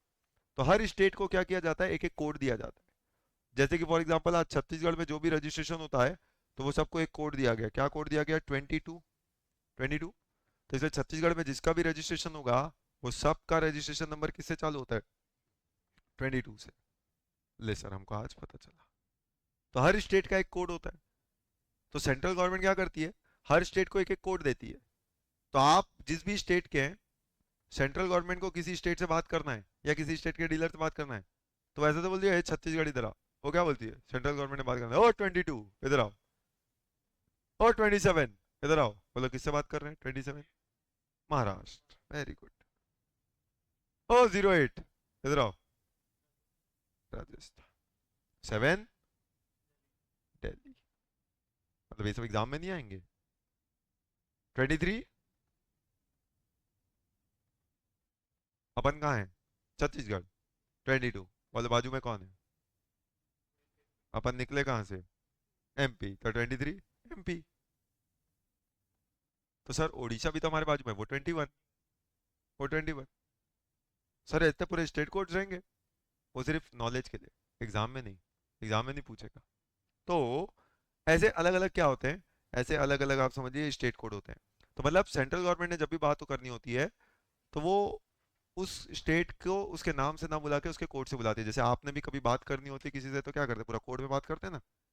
कोड में बात कर लेते हैं, पूरी बात भी हो जाती है, सामने वाले को पता भी नहीं चलता कि आपने बात कर ली है। That is code words. तो इसलिए सेंट्रल गवर्नमेंट ने भी जब भी स्टेट में रजिस्ट्रेशन देना है, तो जीएसटी में जब आपको रजिस्ट्रेशन देना होता है तो शुरुआत करते हैं स्टेट कोड से। हर स्टेट को इसलिए एक एक कोड दिया गया। अब पहले दो डिजिट जो कोड के हुए, तो फिर आप जानते हैं अगले 10 डिजिट जो होते हैं, अगले 10 डिजिट जो है वो कहाँ से लाए जाते हैं? वो पेन से लिए जाते हैं। पेन क्या है? पेन कहाँ इशू होता है? ये आप जानते हैं, इनकम टैक्स एक्ट की बात है। तो इनकम टैक्स एक्ट में इशू होता है पेन। और पेन क्या होता है बताने की मुझे आपको जरूरत नहीं है। 10 डिजिट का अल्फा न्यूमेरिकल कोड होता है, जिसका सीक्वेंस भी फिक्स होता है। पहले 5 अल्फाबेट होते हैं, अगले 4 नंबर होते हैं, आखिरी वाला फिर अल्फाबेट होता है। तो ये पेन होता है। इसका मतलब सोचिए ये क्या इंडिकेट कर रहा है? हर व्यक्ति का एक एक पेन होता है। तो इस वाले स्टेट में ये वाला पेन वाला व्यक्ति रजिस्टर लेने आया, तो मतलब 15 में से कितने डिजिट हो गए? 12 डिजिट तो इसी से हो गए। 15 में 12 डिजिट तो इसी से हो गए। इसका मतलब ये भी क्लियर हो गया कि जब तक आपके पास इनकम टैक्स में पेन नहीं होगा, आप जीएसटी में रजिस्ट्रेशन नहीं करा सकते। Most of the case, 99% case में, अगर आपके पास पेन नहीं है तो आप जीएसटी में रजिस्ट्रेशन नहीं करा सकते। 1% एक्सेप्शन हैं, वो सही समय पे बता दूंगा। But no PAN no GST. तो इसलिए पेन होना एक कंपलसरी डॉक्यूमेंट है। मतलब आईडीटी में आना है तो पहले डीटी में रजिस्टर होके आना पड़ेगा। तो डीटी में रजिस्टर्ड हो तभी आईडीटी आपके काम का है। ठीक। तो ऐसे इंस्टेंसेस में अब आपको क्या मिलता है? पेन। आप सोचिए पेन ही नहीं होता और आप जीएसटी में रजिस्ट्रेशन के लिए आ जाते, तो गवर्नमेंट बोलती तेरे को नंबर क्या दे? 22 blank blank blank blank blank blank, 15 में से 10 डिजिट खाली, तो नंबर क्या चीज का देंगे? इसलिए जीएसटी में रजिस्ट्रेशन लेना है तो बात की बात है, पहले जाके पेन अपना लेके आओ अंडर इनकम टैक्स लॉ। तो 2 डिजिट स्टेट के, 10 डिजिट पेन के, 12 डिजिट हो गए। उसके बाद 13वां डिजिट जो है, वो बोलो क्या रिप्रेजेंट करता है? तो 13वां बताता है number of registration with in the state. Number of registration with in the state मतलब अगर यहाँ एक लिखा है तो इसका क्या मतलब है? तो ये उस व्यक्ति का पहला रजिस्ट्रेशन है उस स्टेट का। इसका मतलब 22 वाले स्टेट में ये वाले पेन का ये पहला रजिस्ट्रेशन है। तो इससे ये इंडिकेट करता है कि मतलब आप कितनी बार उस स्टेट में रजिस्टर हो चुके हो, तो ये पहली बार आए हो। तो इसलिए जिसका भी पहला रजिस्ट्रेशन होता है वो 1 होता है। तो मान लो मैंने रायपुर वाली ब्रांच का रजिस्ट्रेशन कराया, तो मेरा रजिस्ट्रेशन क्या होगा, 22 पेन और 1। तो ये बताएगा कि ये पेन का इस स्टेट में पहला रजिस्ट्रेशन है। अब मान लो बिलासपुर वाले का मैं रजिस्ट्रेशन अलग कराना चाहता हूँ, अलग कराना चाहता हूँ, तो बोला पेन तो नहीं बदलेगा क्योंकि मालिक दोनों का एक ही है, स्टेट भी नहीं बदलेगा 22। तो फर्क कैसे करेंगे बिलासपुर के नंबर और रायपुर के नंबर में, कोई तो तरीका होना चाहिए रायपुर का जीएसटी नंबर और बिलासपुर के जीएसटी नंबर में। क्योंकि स्टेट कोड पहले 2 डिजिट सेम है, अगले 10 डिजिट पेन भी सेम है, तो 12 डिजिट तो सेम है। तो फिर फर्क क्या होगा, बिलासपुर में यहाँ 1 की जगह 2 लिखा आ जाएगा। जो भी टाइम पे आपने दूसरा रजिस्ट्रेशन किया वो दूसरा आ जाएगा, तो वहाँ पे 2 लिखा आ जाएगा। फिर मान लो दुर्ग वाले ने अलग रजिस्ट्रेशन किया तो 3 आ जाएगा, भिलाई वाले ने किया तो 4 आ जाएगा, महासमुंद वाले ने किया तो 5 आ जाएगा, धमतरी ने किया तो 6 आ जाएगा। अभी आपके दिमाग में क्या सवाल चल रहा है मुझे पता है, सर 10वीं ब्रांच का इनॉग्रेशन हो गया तो ऐसे इंस्टेंसेस में आपके सवाल का जवाब है मेरे पास, करेक्ट, लेकिन मैं देना अभी जरूरी नहीं समझता। क्योंकि अगर आप समझिए, ये खाली खेल थोड़ी खेल रहे हैं कि रजिस्ट्रेशन रजिस्ट्रेशन खेलते हैं। जितने आप रजिस्ट्रेशन कराएंगे मतलब उतनी फॉर्मेलिटी ज्यादा है। आज अगर रिलायंस ऑल ओवर इंडिया उसकी ब्रांचेज है, हर शहर में है, हर शहर के गली मोहल्ले में है, तो क्या वो उतने रजिस्ट्रेशन करा लेगी? आज छत्तीसगढ़ में 50 रजिस्ट्रेशन करा लेगी क्या? जितने रजिस्ट्रेशन कराओगे उतनी फॉर्मेलिटी भी तो करनी पड़ेगी, हर महीने का रिटर्न, हर महीने का पेमेंट, ये सब काम आपको करने पड़ेंगे। तो जब स्टेट के अंदर रह रहे हो तो एक स्टेट के अंदर इतने सारे रजिस्ट्रेशन कोई क्यों कराएगा प्रैक्टिकली? तो इसलिए प्रैक्टिकली जो आप सोच रहे हो, थ्योरेटिकली जो सोच रहे हो, वो प्रैक्टिकली नहीं होता, 9 से ऊपर नहीं जाता। लेकिन अगर जाएगा तो उसका भी रास्ता है, गवर्नमेंट ने उसके बारे में भी सोच रखा है, लेकिन प्रैक्टिकली कोई करता नहीं है, क्योंकि इतने कंप्लायंसेस कौन करेगा। तो इसलिए वो क्योंकि 9 के अंदर है तो सिंगल डिजिट नहीं खत्म हो जाता। तो ये इंडिकेट करता है number of registration with in the state. अच्छा बोलो, आपने रायपुर में रजिस्ट्रेशन कराया था, अब मुंबई में ब्रांच खोल रहे हो, तो बोलो ये 13वां डिजिट क्या होगा, 1 होगा कि 2 होगा? करेक्ट। तो ये क्या इंडिकेट कर रहा है, उस स्टेट में ये पेन का कौन सा नंबर का रजिस्ट्रेशन। रायपुर में आपने खोला था तो रजिस्ट्रेशन कैसे मिला होगा, 22, फिर 10 डिजिट पेन के, तो 12 डिजिट हुए, उसका पहला रजिस्ट्रेशन तो 1। अब आप मुंबई में ब्रांच खोलते हो, तो मुंबई में तो 22 की जगह 27 हो जाएगा, भले ही अगले 10 डिजिट पेन वही है, लेकिन वो 27 नंबर वाले में वो पेन का तो पहला रजिस्ट्रेशन है ना। भले ही आपका जीएसटी में दूसरा रजिस्ट्रेशन है, लेकिन उस स्टेट में तो पहला है ना, तो 27 पेन 1, ये हो जाएगा इसका मतलब। तो it indicates number of registration with in the state. तो ये 13वां डिजिट है, ये भी फिक्स हो गया, एक नंबर ही होगा और तो कुछ हो नहीं सकता, तो this is also a number. उसके बाद 14th डिजिट जो है वो अभी क्या कर रखा है गवर्नमेंट ने, कांस्टेंट अल्फाबेट कर रखा है, जेड। इसका मतलब जिसका भी अभी आप जीएसटी नंबर देखोगे, हर व्यक्ति का आप देखो 14th नंबर कांस्टेंट है, जेड। सर हमने ऑब्जर्व तो किया नहीं, लेकिन अब आज बोले हो तो आज सारी दुकानें घूम के आते हैं, देखते हैं। तो आप देखेंगे हर व्यक्ति का 14th डिजिट जेड है, कॉमन। ये क्यों किया हुआ है? यही फ्यूचर को ध्यान में रख के किया गया। जैसे पहले मोबाइल नंबर आते थे, मोबाइल नंबर से पहले लैंडलाइन फोन्स होते थे। लैंडलाइन फोन कितने डिजिट का होता था? अगर लैंडलाइन नंबर होता था आपका, स्टेट कोड को मैं छोड़ दूं, मतलब एसटीडी कोड को छोड़ दूं, तो लैंडलाइन नंबर कितने डिजिट का होता था? अजय, अलग अलग स्टेट में अलग अलग होते थे, पर जब लैंडलाइन कनेक्शन आप लेते थे तो कितने डिजिट का होता था? तो शुरुआत मतलब बेसिकली मान लो पहले 5 डिजिट का होता था, सिर्फ 5 डिजिट का फोन नंबर होता था। आप 1 2 3 4 5 लगाओ, किसी को फोन लग जाता था, 5 डिजिट का फोन होता था। लेकिन फिर आप जानते हैं 5 डिजिट से कितने नंबर देते? लिमिटेशन है ना, परम्यूटेशन कॉम्बिनेशन। और इंडियंस तो आप जानते हैं उनकी कोई लिमिटेशन नहीं है। तो 5 डिजिट जो है वो छोटे लगने लगे, तो 5 से लैंडलाइन नंबर हुए 6, तो 5 डिजिट से 6 डिजिट हुए, एक डिजिट एक्स्ट्रा किया, कई सारे नए नंबर मिले। बट अंदाजा नहीं था ना कि इंडिया की पॉपुलेशन ऐसी हो सकती है। तो फिर 6 से किए 7, 7 डिजिट तक का लैंडलाइन नंबर होता था। फिर देखा गया गवर्नमेंट की भाई पॉपुलेशन तो बढ़ती जा रही है, नंबर उतने हैं नहीं हमारे पास। तभी तक उसी के आसपास मोबाइल का आविष्कार हो गया। जब मोबाइल का आविष्कार हुआ तो गवर्नमेंट ने गलती से सीख ली कि भाई वो 5 डिजिट का फोन नंबर दे देते हैं, फिर 6 का होता है, फिर 7 का होता है, इतना बढ़ाना पड़ता है बार बार। इंडियंस की क्वालिटी को अंडर एस्टिमेट कर रहे हैं हम। तो फिर मोबाइल नंबर जब आया, सीधा चालू ही हुआ किससे? 10 डिजिट से। तो सबका मोबाइल नंबर आप देखते हो क्या 10 डिजिट ही होता है ना। तो 10 डिजिट होते हैं।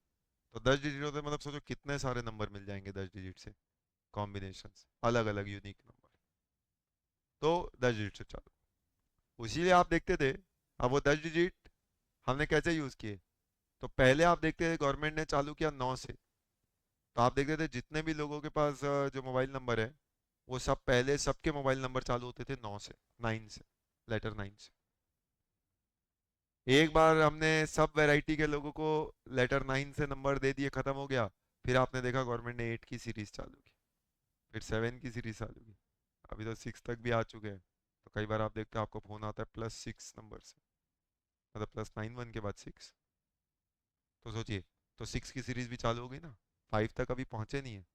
कितना टाइम लगेगा अगर इंडियंस को पता चल जाए ये बात तो ऐसे पॉइंट ऑफ टाइम में मतलब सोचिए 9 से लेके 6 तक आ चुके हैं, मतलब कितने नंबर हम यूज कर चुके होंगे मोबाइल। तो ये सब परम्यूटेशन कॉम्बिनेशन से होता है। फिर वैसे ही आधार नंबर आया। तो बोला आधार चालू ही कैसे हुआ? सीधा 12 डिजिट। मतलब देखिए गवर्नमेंट कैसे गलतियों से सीख ले रही है। लैंडलाइन से मोबाइल नंबर बढ़ाया, मोबाइल नंबर से आधार नंबर बढ़ा दिया। पहले 12 डिजिट ठीक है, कई सारे नंबर मिल जाएंगे, मतलब 1 डिजिट एक्स्ट्रा ऐड होना, मतलब आप समझ रहे हैं कितने नंबर एक्स्ट्रा मिलते हैं, उसको कितना घुमा सकते हैं आप। तो इसलिए 12 डिजिट का है। लेकिन जीएसटी में तो और ही रिस्क नहीं लेना था ना, चालू ही हुआ 15 डिजिट से। बोले लेकिन जरूरत क्या है, एक एक रजिस्ट्रेशन लेंगे उतना ही देते हैं। बोले नहीं, बात का रिस्क ही नहीं लेते, फिर बार बार नंबर बदलो, ये सब अच्छा नहीं लगता। चालू हुआ 15 डिजिट से। तो बोले फिर 14th में क्या दें? 13 डिजिट तो फिक्स हो गए कि तेरह, पहले 13 डिजिट तो यही होंगे। अब 14th क्या दें? तो बोले एक काम करो, अभी शुरू करते हैं फोन नंबर जेड से। तो ये समझ लो ये वही है, 9 की सीरीज चालू की थी फोन नंबर की, तो ये जेड की सीरीज चालू की है गवर्नमेंट ने। जब इतने सारे जीएसटी नंबर बांट देंगे कि सबका जेड होने लग जाए, लिमिटेशन क्रॉस हो जाए, तो फिर हो सकता है वाई, फिर एक्स। एक्स आएगा तो आप जानते हैं फिर रुक जाएंगे, आगे बढ़ेंगे ही नहीं। करेक्ट। फिर समझाया जाएगा एबीसीडी खेल रही है गवर्नमेंट। तो ये सब अलग अलग कॉन्स्टेंट है। तो अभी क्या है? अभी के लिए Z is a constant alphabet. कितने डिजिट हो गए? 14। 15 में से 14 डिजिट फिक्स हो चुके हैं। अब बचा आखिरी 15वां। अब 15वां क्या होता है? अभी 15वां कुछ भी हो सकता है, मीनिंग देयर बाय फिक्स है। ये अल्फाबेट भी हो सकता है, ये नंबर भी हो सकता है, ऐसा कोई वो नहीं है। पहले 14 तो फिक्स है, पहले तो हमेशा नंबर ही होंगे, अगले 10 पेन ही होगा, 13वां फिर नंबर ही होगा, 14th अल्फाबेट ही होगा, फिक्स है। 15th is not fix, 15th कुछ भी हो सकता है। 15th कैन बी अल्फाबेट के, 15th कैन बी नंबर, इसका भी लॉजिक होता है, चाहूँ तो बता सकता हूँ, लेकिन कोई यूज नहीं है, सी फाइनल में आएगा नहीं 3 नंबर का। तो ये जो 15वां डिजिट है इसी को बोलते हैं रैंडम कोड, यानी इसी को आप यूं समझ लो, ऐसा भी बोलते हैं चेकसम कोड। क्या बोलते हैं? Checksum code. तो ये क्या है? ये एक तरीके से समझिए, ये यूं बोल सकते हो कंप्यूटर जनरेटेड कोड है। तो मतलब आप ये 14 डिजिट डालते हैं तो कंप्यूटर एक रैंडम कोड जनरेट करके देता है, उसका कॉम्बिनेशन, उसका भी एक लॉजिक होता है कंप्यूटर की लैंग्वेज में। अब ऐसा करके एक 15वां डिजिट निकल के आता है, और वही आपका 15th डिजिट बनता है। ठीक। तो उसको बोलते हैं चेकसम कोड। तो ये कुछ भी हो सकता है, ये अल्फाबेट भी हो सकता है, ये नंबर भी हो सकता है। ठीक। तो इस तरीके से ये 15 डिजिट का अल्फा न्यूमेरिकल कोड है जो बताया गया, ये जिस्टिन होता है। तो ये बात ऑब्वियसली आपको पता होनी चाहिए। आप आर्टिकलशिप फेज में, हो सकता है जहां आप काम करते होंगे वहां आपके प्रिंसिपल को भी पता ही होगा ये सारी बातें, पूरा एक्सपेक्टेड है कि उनको पता होगा। बट अगर नहीं पता है तो मतलब सोचिए आप क्या सीख के जा रहे हो। और जब आप सीख के जा रहे हो, जब ऑफिस में बैठोगे, तो एक आध बार प्रिंसिपल से चर्चा भी कर लेना, सर ये 13th डिजिट पता है आपको, इसका मतलब जवाब मिल जाएगा। मोस्ट ऑफ द केस में मैं उम्मीद करता हूँ कि जवाब मिल जाएगा, पर नहीं मिलेगा तो मतलब समझ लीजिए आपकी पोजीशन इन द ऑफिस क्या होने वाली है। तो 13th डिजिट क्या आप समझा रहे हो, 14th डिजिट जेडी क्यों होता है उसका रीजन समझा रहे हो। तो सोचिए, तो ये अपने आप में एक लॉजिक है। तो जरूरी नहीं है सारी डिस्कशंस किताबों के पॉइंट ऑफ व्यू से ही हो, कुछ बातें प्रैक्टिकल यूज के हिसाब से भी आप समझ सकते हो। तो इस तरीके से जिस्टिन जो आया, जिस्टिन क्या आया, एक 15 डिजिट का अल्फा न्यूमेरिकल कोड आया। जब 15 डिजिट का अल्फा न्यूमेरिकल कोड आया तो अब बात करें रजिस्ट्रेशन की। तो रजिस्ट्रेशन के लिए वैसे तो 22 से लेके 30 तक के सेक्शन है, लेकिन 22, 23, 24 ये तीन की सेक्शन है। इस चैप्टर में अगर हम बात करें तो 22, 23, 24 को की सेक्शंस मानिएगा, क्योंकि 22 आपको बताएगा when a person is liable for registration, 23 बताएगा when a person is not liable for registration, 24 बताएगा when a person is liable for compulsory registration. तो सारे सवालों के जवाब आपको यहाँ पे मिलेंगे। 22 बताएगा कि कब कोई व्यक्ति लायबल होता है रजिस्ट्रेशन के लिए, 23 बताएगा कि कुछ कुछ सिनेरियो में कुछ व्यक्ति लायबल नहीं होंगे। अब कौन लायबल नहीं होंगे, तो दो टाइप के लोग लायबल नहीं होते 23 में। वो दो टाइप के लोग कौन होते हैं वो भी सही समय पे आगे देख लेंगे। तो दो लोगों को बोला गया कि भैया आप लायबल नहीं है रजिस्ट्रेशन के लिए, मतलब उनका टर्नओवर कितना भी हो जाए उन्होंने जीएसटी में रजिस्ट्रेशन कराने की जरूरत नहीं है। और 24 इंस्टेंसेस बताया गया है कंपलसरी रजिस्ट्रेशन का। कंपलसरी रजिस्ट्रेशन मतलब 24 में लिस्ट है, अगर आप इसके अंदर आ गए तो अगर आप ये हैं तो फिर भूल जाइए, आपका कोई थ्रेशोल्ड बेनिफिट कुछ भी नहीं, चुपचाप जाके अपना जीएसटी में रजिस्ट्रेशन करा लीजिए कंपलसरी। और एक बार आप लायबल हो जाते हैं रजिस्ट्रेशन के लिए तो फिर आप जानते हैं लायबल हो गए तो फिर लायबल होने के 30 दिनों के अंदर अंदर आपको अप्लाई करना पड़ता है रजिस्ट्रेशन के लिए। तो ये भी इंपॉर्टेंस है लाइबिलिटी की। तो शुरुआत जो होती है वो किससे होती है, 22 से होती है। 22 जो है, अब 22 आप जानते हैं 22 कितनों में बटा हुआ है, 22 चार सब सेक्शंस में बटा हुआ है, 22(1), 22(2), 22(3), 22(4।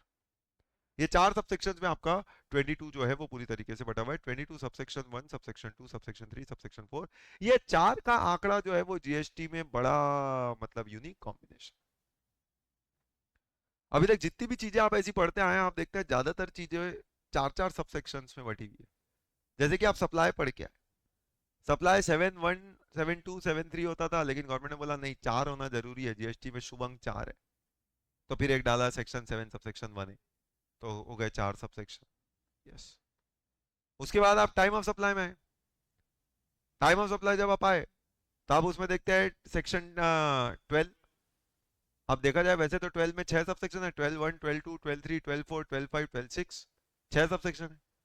पर उसमें 12(1) और 13(1) क्या है तो आप जानते हैं, वेस्ट ऑफ अ सेक्शन, जो क्या बोलते हैं टाइम ऑफ सप्लाई गुड्स का कैसे निकालेंगे, ऐसे निकालेंगे।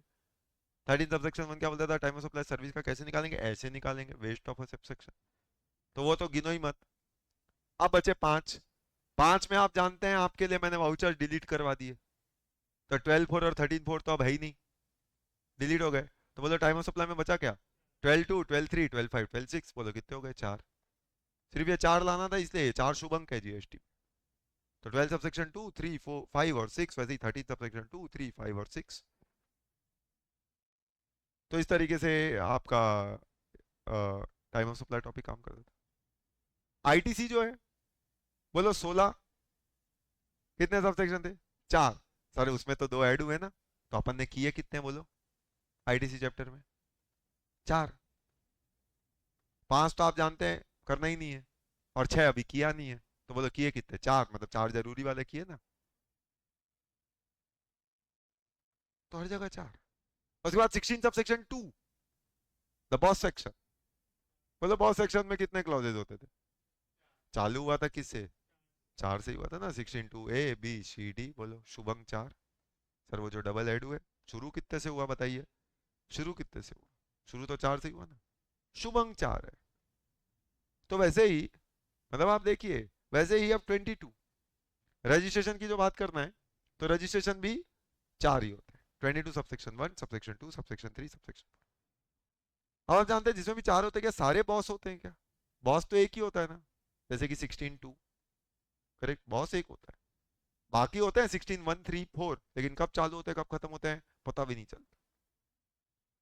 तो वैसे ही 22(1), 22(2), 22(3), 22(4) चारों सबसेक्शन है, सब रजिस्ट्रेशन के बारे में बताएंगे, लेकिन बोलिए बॉस सेक्शन सबसेक्शन कौन सा है, 22(1), 22(1), यानी 22(1) तो आप इग्नोर नहीं कर सकते, द बॉस सबसेक्शन 22 सबसेक्शन, क्योंकि ये क्या है, यही आपको रजिस्ट्रेशन की लाइबिलिटी बताएगा जहां पे वो थ्रेशोल्ड का बेनिफिट मिलता है आपको, तो थ्रेशोल्ड वाला रजिस्ट्रेशन। तो जीएसटी में जो रजिस्ट्रेशन का थ्रेशोल्ड मिलता है कौन सा, 10 लाख, 20 लाख, 40 लाख, वो कहाँ बताएगा, वो 22(1) ही बताता है। उसके बाद 22, 2, 3, 4 ये भी है, लेकिन कब चालू होंगे कब खत्म होंगे आपको पता भी नहीं चलेगा। तो इसलिए 22 सब सेक्शन 1 ये आपको बेसिक लाइबिलिटी फॉर रजिस्ट्रेशन बताता है, जो क्या बताता है कि every supplier shall be liable to be registered. 22 sub section 1 क्या बात बोलता है? 22 सब सेक्शन 1 बात बोलता है कि every supplier shall be liable to be registered in the state और the UT from where he makes taxable supply. Simple language में बात करें 22 सब सेक्शन 1 बोल क्या रहा है? वो बोल रहा है every supplier shall be liable to be registered. तो लायबल हो गए रजिस्टर करने के लिए कहां? इन द स्टेट और यूटी। इससे क्लियर हो गया कि रजिस्ट्रेशन कहां होता है? स्टेट में होता है। So every supplier shall be liable to be registered in the state or UT from where he makes taxable supply। तो उस जगह रजिस्टर करिए जहां से आप क्या करते हैं? टैक्सेबल सप्लाई करते हैं। So every supplier is liable to be registered in the state or UT from where he makes taxable supply। तो मतलब हर वो सप्लायर को रजिस्टर करना पड़ेगा कहां? उस स्टेट में जहां से वो टैक्सेबल सप्लाई करता है। Every supplier is liable to be registered in the state from where he makes taxable supply। अब यहाँ पे ये किसके लिए बोला गया है? सप्लायर के लिए बोला गया है। इसका दूसरा मतलब, अगर मैं कौन हूं? रेसिपिएंट। तो क्या मैं 22(1) के अंदर आ रहा हूं? नहीं। मैं कौन हूं? ई कॉमर्स ऑपरेटर। तो क्या मैं 22(1) में आ रहा हूं? नहीं, क्योंकि 22(1) ही एक ऐसा सबसेक्शन है जो आपको थ्रेशोल्ड देता है। तो नॉर्मल थ्रेशोल्ड जीएसटी में जो है वो आप जानते हैं कितना है? 20 लाख। तो इसलिए क्या बोला गया? Every supplier shall be liable to be registered in the state from where he makes taxable supply if his aggregate turnover in a financial year exceeds 20 lakh. तो अगर उसका एग्रीगेट टर्नओवर किसको क्रॉस कर जाए? अगर उसका एग्रीगेट टर्नओवर 20 लाख को cross कर जाए तो every supplier is liable to be registered in the state from where he makes taxable supply if his aggregate turnover in the financial year exceeds 20 lakh. तो मतलब इससे क्या समझ में आया कि कोई भी सप्लायर जिसका टर्नओवर एग्रीगेट टर्नओवर साल भर में 20 लाख को क्रॉस कर जाए तो you are liable to be registered. Liable to be registered कहां होते हैं? In the state from where he makes taxable supply. जहां से आप टैक्सेबल सप्लाई देते हैं वहां आप लायबल टू बी रजिस्टर्ड होते हैं। ठीक। तो इसका मतलब ये जो थ्रेशोल्ड वाला बेनिफिट है ये किसको मिलता है? ये थ्रेशोल्ड वाला बेनिफिट सिर्फ सप्लायर को मिलता है। If you are a person other than supplier तो आपके लिए कोई थ्रेशोल्ड बेनिफिट नहीं है। डायरेक्टर ने कंपनी को सर्विस दी, बोलो who is liable to pay tax? Company under reverse charge, अगर वो in the capacity of company है, ऑब्वियसली डायरेक्टर है, ऑब्वियसली अगर हम मानते हैं तो in the capacity of director, director अगर कंपनी को सर्विस देता है तो आप जानते हैं it is company with the person liable to pay tax under reverse charge. तो कंपनी का कहना है कि भाई अभी हम डायरेक्टर से 20 लाख की सर्विस कहाँ ली है? पहले 20 लाख की सर्विस लेते दो फिर हम टैक्स देंगे। सवाल यह है क्या कंपनी का कहना सही है कि गलत है? तो आप जानते हैं अच्छी तरीके से कि कंपनी का कहना पूरी तरीके से गलत होगा। क्यों गलत होगा? क्योंकि ये वाला 20 लाख वाला बेनिफिट सिर्फ किसको मिलता है? सप्लायर को। क्योंकि company is a recipient in the given case and not supplier, और वो टैक्स लायबिलिटी रिवर्स चार्ज में आ रही है तो उल्टा ये केस है कंपलसरी रजिस्ट्रेशन का। कंपनी को जाके कंपलसरी रजिस्ट्रेशन कराना पड़ेगा जीएसटी लॉ। तो ये थ्रेशोल्ड वाला बेनिफिट सिंपल लैंग्वेज में किसको मिलता है? सप्लायर मतलब सेलर। तो seller is liable to be registered in the state from where he makes taxable supply if his aggregate turnover in a financial year exceed the threshold limit of 20 lakh. तो पूरे India के लिए limit कितना रखा गया? 20 लाख रखा गया। लेकिन आप जानते हैं वैसे तो पूरे इंडिया के लिए लिमिट 20 लाख था, पर काउंसिल जो था शुरू शुरू में उसको एक काम सौंपा गया था, और वो काम क्या था कि उसको कुछ स्पेशल कैटेगरी स्टेट्स खोजने थे। जीएसटी लाने से पहले उसको एक काम सौंपा गया था कि भैया जीएसटी में आप कुछ स्पेशल कैटेगरी स्टेट्स खोजिए, ताकि अगर उनको कुछ अलग रिलैक्सेशन, अलग लिमिट, अलग बेनिफिट की जरूरत है तो हम उनके बारे में सोचेंगे। तो काउंसिल ने पूरे इंडिया का भ्रमण किया 2017 से पहले, और ऐसे कितने स्पेशल कैटेगरी स्टेट्स खोज के निकाले? 11। 11 स्पेशल कैटेगरी स्टेट्स खोज के निकाले। और बोला गया कि भैया ये 11 जो हैं अगर ये जीएसटी में कोई चीज को फॉलो नहीं करना चाहेंगे या कुछ एक्स्ट्रा लिमिट, दूसरी लिमिट चाहेंगे तो ये बोलेंगे तो हम इनके बारे में सोच सकते हैं। तो जब जीएसटी लॉ आया, पहला काम था रजिस्ट्रेशन की लिमिट को डिसाइड करना। तो सोचिए अब रजिस्ट्रेशन की लिमिट कितनी डिसाइड करे? काउंसिल ने कई सारे डिस्कशन किए। प्री जीएसटी एरा में अलग अलग कानून में अलग अलग लिमिट होती थी। जैसे कि सर्विस टैक्स की बात करूं तो रजिस्ट्रेशन की लिमिट होती थी 9 लाख, और आपको सर्विस टैक्स देना पड़ता था 10 लाख के ऊपर। तो मतलब 9 लाख के ऊपर आप रजिस्ट्रेशन के लिए लायबल हो जाते थे। वहीं एक्साइज की बात करें तो वो लिमिट 1.5 करोड़ होती थी। वैट हर स्टेट का कंसेप्ट होता था, हर स्टेट अपने अपने हिसाब से तय करता था, कोई 5 लाख, कोई 10 लाख, कोई 15 लाख, कोई 20 लाख, कोई 25 लाख। तो हर स्टेट अपना लिमिट खुद डिसाइड करते थे। जीएसटी में एक लिमिट को डिसाइड करना था, जीएसटी में ऐसे अलग अलग लिमिट तो दे नहीं सकते थे, इसलिए जीएसटी में एक लिमिट, कॉमन लिमिट डिसाइड की गई, वो है 20 लाख। अब 20 लाख क्या एग्रीगेट टर्नओवर, एग्रीगेट टर्नओवर क्या होता है अब आपके लिए ये नया टर्म नहीं है, बोलिए एग्रीगेट टर्नओवर अपन ने कहाँ सीखा था, सेक्शन 2 क्लॉज 6, जिसमें कितनी चीजें आती थी, 4। तो एग्रीगेट टर्नओवर जो था वो 4 चीजों से बनता था, वो बनता था टैक्सेबल सप्लाई, वो बनता था एग्जेम्प्ट सप्लाई, वो बनता था जीरो रेटेड सप्लाई, और वो बनता था inter state supply of same PAN, मतलब ब्रांच ट्रांसफर। ये 4 को जोड़ते थे तो आपका आता था एग्रीगेट टर्नओवर। तो इसका मतलब अगर ये इसी का टोटल अगर आपका 20 लाख क्रॉस कर जाता था तो you are liable for registration, you are liable for registration. अब जो लायबल फॉर रजिस्ट्रेशन होते थे, यहाँ पे प्रॉब्लम ये उठी कि वो 11 स्टेट से पूछा गया भैया किसी को कोई दिक्कत है क्या।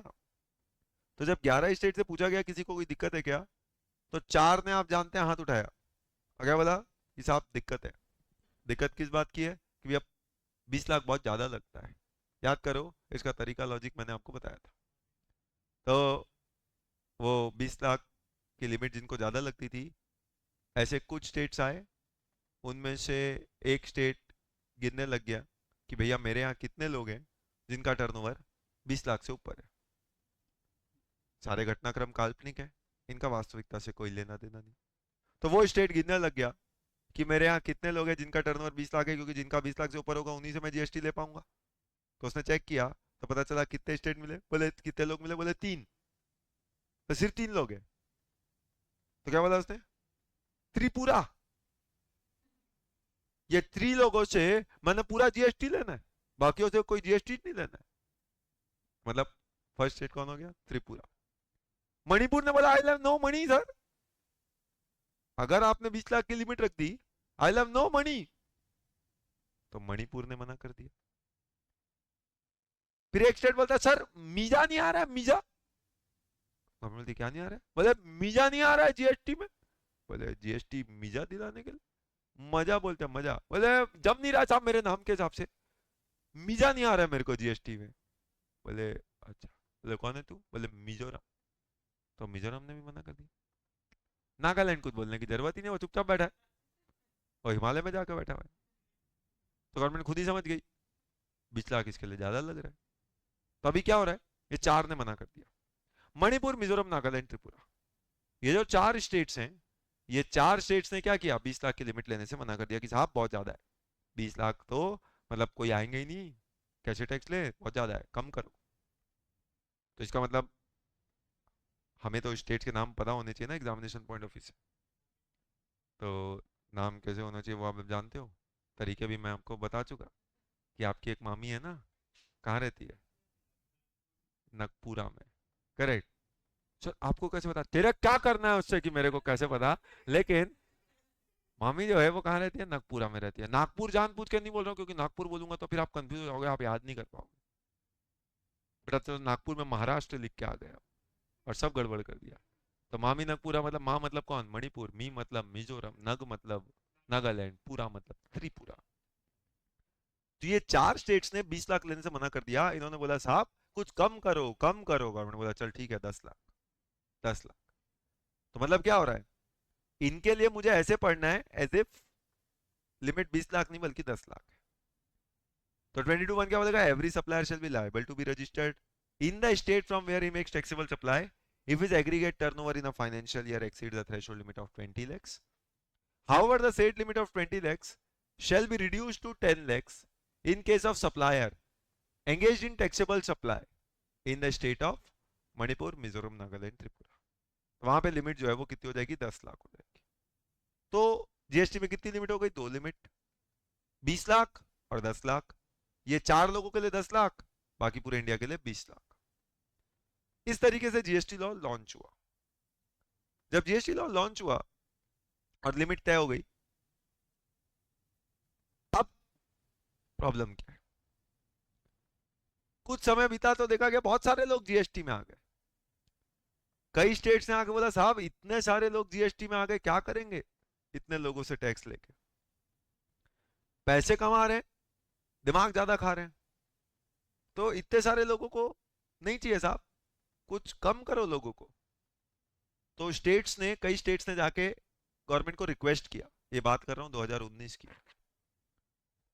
तब तक जीएसटी आ चुका था 20 लाख 10 लाख की लिमिट के साथ, पूरे इंडिया के लिए लिमिट 20 लाख, 4 के लिए लिमिट 10 लाख। तो फिर 2019 के आसपास कई लोगों ने, कई स्टेट्स ने गवर्नमेंट से रिक्वेस्ट किया कि भाई इवन 20 लाख की लिमिट बहुत कम है साहब, आप बढ़ा दो ये लिमिट को, ये लिमिट को और बढ़ाओ साहब, जान दो ऊपर। 20 लाख क्या बड़ी चीज होते हैं। आज मान लो मेरा टीवी का बिजनेस है साहब, मैं एक टीवी बेचता हूँ 50,000 की, 20 लाख पहुंचने के लिए कितनी टीवी बेचनी पड़ेगी मेरे को? 40। साल भर में क्या मैं 40 टीवी नहीं बेच पाऊंगा साहब? मजाक बना रखा है, बहुत कम है लिमिट। तो जब सब स्टेट्स ने रिक्वेस्ट किया तो कौन बोली अच्छा तो ये लिमिट को बढ़ाना है, तो बोले साहब बढ़ा दो। सर्विस वाले तो खुश हो जाए, वो तो बोल ही रहे बढ़ा दो साहब। आज 20 लाख गुड्स में पहुंचना आसान है, क्योंकि 50,000 की टीवी बेचना कोई बड़ी बात नहीं है। लेकिन अगर कोई सर्विस वाला 20 लाख तक की सर्विस दे रहा है तो वो छोटा मोटा व्यक्ति तो नहीं दिख रहा है। मतलब ठीक ठाक ही कमा लेता है ना। 20 लाख की service is a good service अगर कोई सर्विस वाला ले रहा है तो गवर्नमेंट ने बोला चलो ठीक है, हम कुछ सोचते हैं लिमिट को बढ़ाने के बारे में।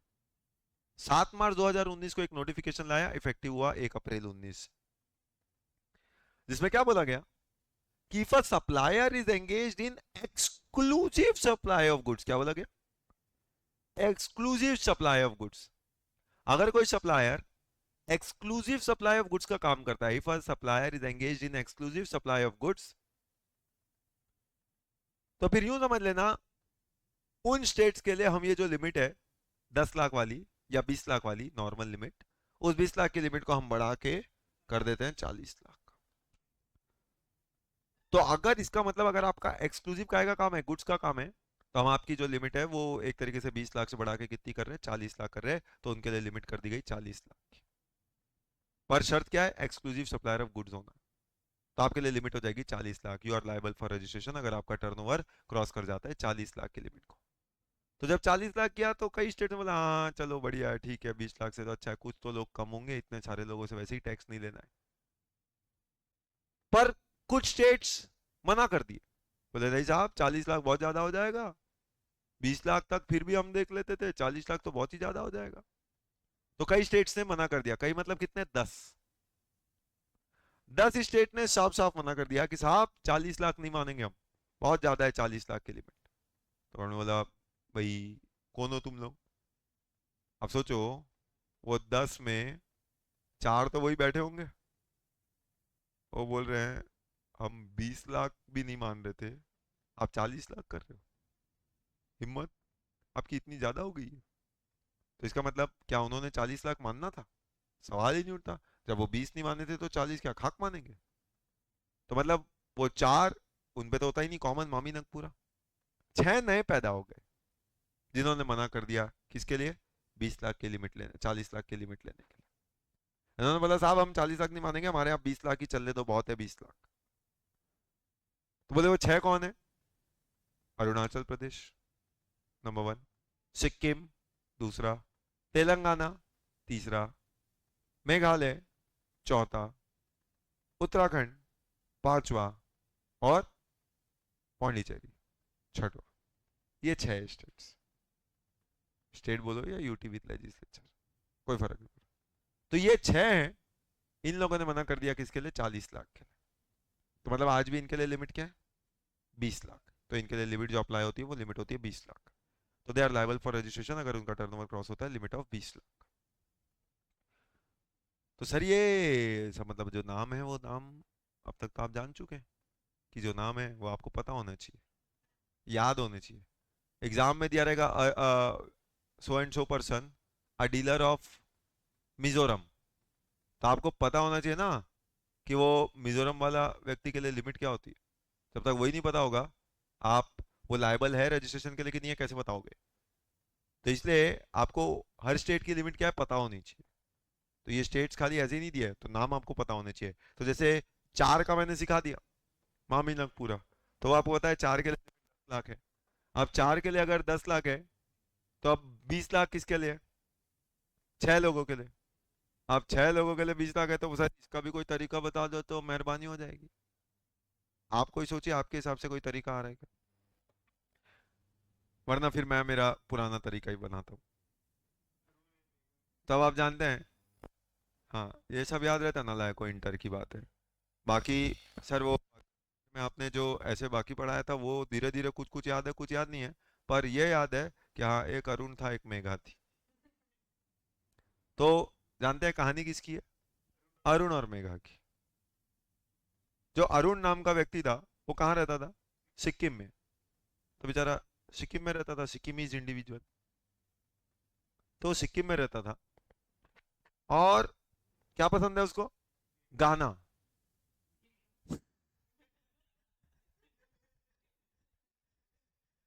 तो अरुण जो होता है, उसको गाना पसंद होता है।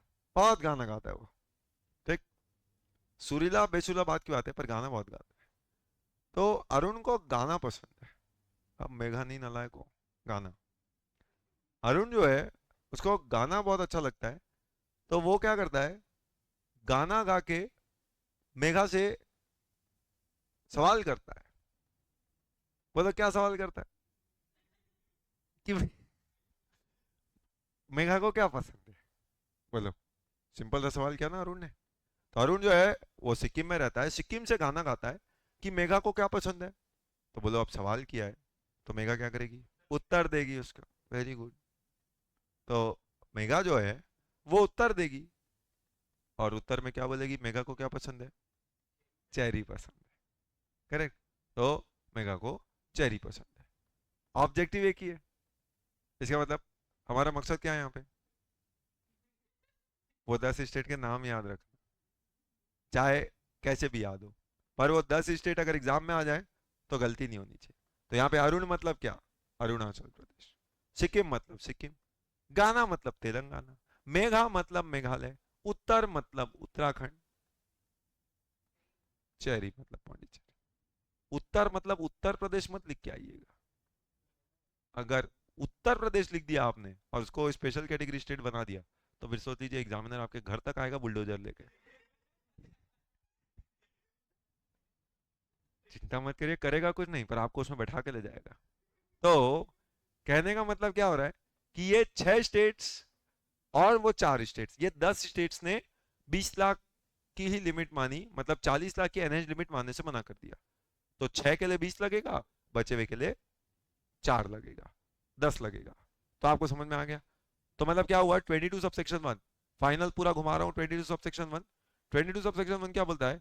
Every supplier, every supplier shall be liable to be registered in the state from where he makes taxable supply if if his aggregate turnover in a financial year exceeds the threshold limit of 20 lakhs. However, in case of supplier engaged in taxable supply in the state of कहाँ? मणिपुर, मिजोरम, नागालैंड, त्रिपुरा, तो threshold limit जो है shall be reduced from 20 lakhs to 10 lakhs. However, in case of supplier engaged in exclusive supply of goods, the threshold limit of registration shall enhance from 20 lakhs to 40 lakhs in all states other than 10 states. 10 states कौन कौन से? तो 4 is मामी नगपुरा, 6 is Arun Megha, that is Arunachal Pradesh, Sikkim, Telangana, Meghalaya, Uttarakhand और पौंडीचेरी। तो ये 6 states ने मना कर दिया limit of 20 lakhs, limit of 40 lakhs. तो ये पूरा आपका 22(1) है। पर अब जब एक्सक्लूसिव सप्लायर ऑफ गुड्स की बात करें, अब समझिएगा, एक व्यक्ति है, उसका काय का काम है? जूते का काम है। बोलो जूता क्या होता है? गुड्स ही होता है, ऑब्वियस सी बात है। अब जूता जो गुड्स है, मान लो उसका टर्नओवर कितना है? 38 लैक्स। 38 लैक्स। 38 लैक्स का वो जूता बेचता है। और उसने क्या किया? अभी उसने क्या किया? अ, किसी को लोन दिया हुआ है, तो इंटरेस्ट मिलेगा उसको। बोले इंटरेस्ट सप्लाई होता है कि नहीं होता? सप्लाई तो होता है सर, पर कौन सा सप्लाई होता है? Exempt supply. अच्छा, बोले इंटरेस्ट गुड्स होता है कि सर्विस होता है? इंटरेस्ट तो सर्विस होता है, भले एग्जाम्प्ट पर सर्विस है। अब सवाल ये है, ये जो व्यक्ति है जो जूता बेचता है 38 लैक्स का, और उसको 1 लाख रुपए इंटरेस्ट का मिल गया विच इज अ सर्विस, सवाल है इसके लिए थ्रेशोल्ड लिमिट रजिस्ट्रेशन का क्या होगा? 20 लाख कि 40 लाख? क्या इसके लिए 40 लाख होगा? सवाल है, exclusive supplier of goods, 40 lakh की लिमिट किसको लगती है? जो एक्सक्लूसिव सप्लायर ऑफ गुड्स है। क्या ये एक्सक्लूसिव सप्लायर ऑफ गुड्स है?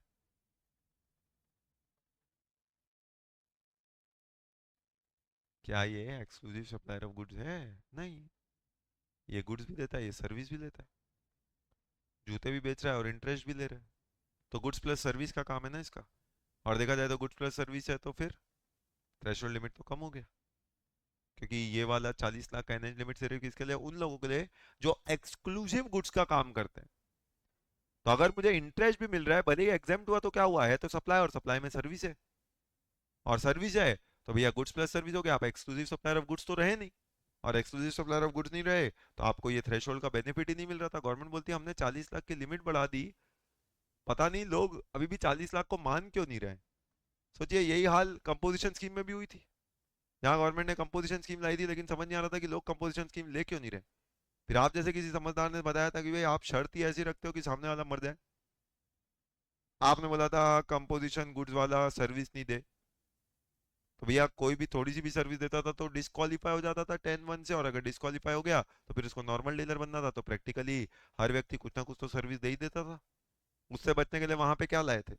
Concept of MSS, marginal supply of service. तो वहीं पे हमने देखा था ना कि फिर ऐसे इंस्टेंसेस में ऑप्शन अलाउ किया गया, क्या कि आप छोटी मोटी सर्विस दे सकते हैं। छोटी मोटी का क्राइटेरिया देख चुके थे पिछले साल का, आपका टर्नओवर इन स्टेट का 10% या गिरी से गिरी हालत में 5 lakh, whichever is higher, उतने तक की सर्विस आप दे सकते थे। कुछ याद आ रहा है कि नहीं नालायक को? अब जब उतने की आप सर्विस दे सकते थे, बोलो तब भी आपको क्या कंपोजिशन स्कीम से डिस्क्वालीफाई करते थे? क्या नहीं करते थे। जैसे वहां पे लॉजिक लगाया था, यहाँ पे भी फिर गवर्नमेंट ने लॉजिक लगाया, क्या कि वैसे आपका काम गुड्स का है, पर गुड्स के साथ अगर आप क्या कर रहे हैं? इंटरेस्ट ले रहे हैं। भले ही वो सप्लाई है, एग्जेम्प्ट सप्लाई है, सप्लाई ऑफ सर्विस भी है, पर अगर आप सिर्फ इंटरेस्ट ले रहे हैं, सिर्फ इंटरेस्ट, तो क्या होगा? हम आपको एक्सक्लूसिव सप्लायर ऑफ गुड्स ही मानेंगे। You will be treated as exclusive supplier of goods only. मतलब अगर आप इसके साथ क्या कर रहे हैं? केवल इंटरेस्ट ले रहे हैं, तो आपको एक्सक्लूसिव सप्लायर ऑफ गुड्स ही माना जाएगा। और एक्सक्लूसिव सप्लायर ऑफ गुड्स में माना गया मतलब, तो जो threshold limit of 40 lakh can be applied, तो आप 40 लाख की थ्रेशोल्ड लिमिट अप्लाई कर सकते हैं, अगर वो 10 स्टेट के अलावा है। 10 की तो हम बात नहीं कर रहे, ठीक। लेकिन अभी क्या होता है, अभी समझो मजा। अभी इसी की जगह मैं इंटरेस्ट की जगह क्या कर देता हूं? एक घर का रेंट ले रहे हो आप, मान लो इंटरेस्ट की जगह रेंट ऑफ हाउस है 1 लाख रुपए। हाउस का रेंट बोलो टैक्सेबल होता है कि एग्जेम्प्ट होता है? घर का किराया एग्जेम्प्ट है, अच्छी तरीके से जानते हैं कहाँ एग्जेम्प्ट है। एंट्री नंबर 12, तो एंट्री नंबर 12, नोटिफिकेशन 12/2017, एग्जेम्पशन का नोटिफिकेशन, वहां पे एग्जेम्प्ट है। तो rent of house, renting of residential dwelling, ये तो एग्जेम्प्ट है। अब बोलो इंटरेस्ट की जगह अगर मैं बोलता हूं आपको रेंट ऑफ हाउस मिल रहा है, तो है तो एग्जेम्प्ट ही। क्या माना जाएगा? 38 लाख के जूते बेचते हो और क्या कर रहे हो? 1 लाख का रेंट ले रहे हो, तो फिर can you avail? Not treated as exclusive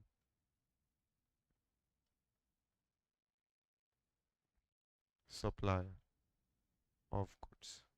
तो फिर आपको एक्सक्लूसिव सप्लायर ऑफ गुड्स नहीं बोला जाएगा। मतलब टैक्सेबल है कि एग्जेम्प्ट है उसके बेसिस पे डिसाइड नहीं हो रहा, केवल इंटरेस्ट को अलाउ किया गया, इंटरेस्ट और डिस्काउंट। इसलिए क्या बोला गया कि अगर आपके टर्नओवर में इंटरेस्ट और डिस्काउंट भी है तो भी हम आपको एक्सक्लूसिव सप्लायर ऑफ गुड्स ही मानेंगे, और एक्सक्लूसिव सप्लायर ऑफ गुड्स है तो आप 40 लाख का बेनिफिट जो है वो अवेल कर सकते हैं। और जब आप ये अवेल कर सकते हैं तो मतलब इंटरेस्ट डिस्काउंट को उसमें शामिल आ गया, और शामिल आ गया तो मतलब अब अगर मैं आपको फाइनल समरी दूं, यानी किसके लिए कौन सी लिमिट लगती है, कुछ नई बात नहीं, जो ऑलरेडी सिखा चुका। अब उसी की अगर मैं आपको समरी दूं तो आपका तीन काम हो सकता है। तीन काम कौन कौन सा हो सकता है? या तो आप खाली गुड्स का काम करते हैं एक्सक्लूसिव, या आप खाली सर्विस का काम करते हैं एक्सक्लूसिव, या आप गुड्स प्लस सर्विस का काम करते हैं। किसके लिए कौन सी लिमिट होती है?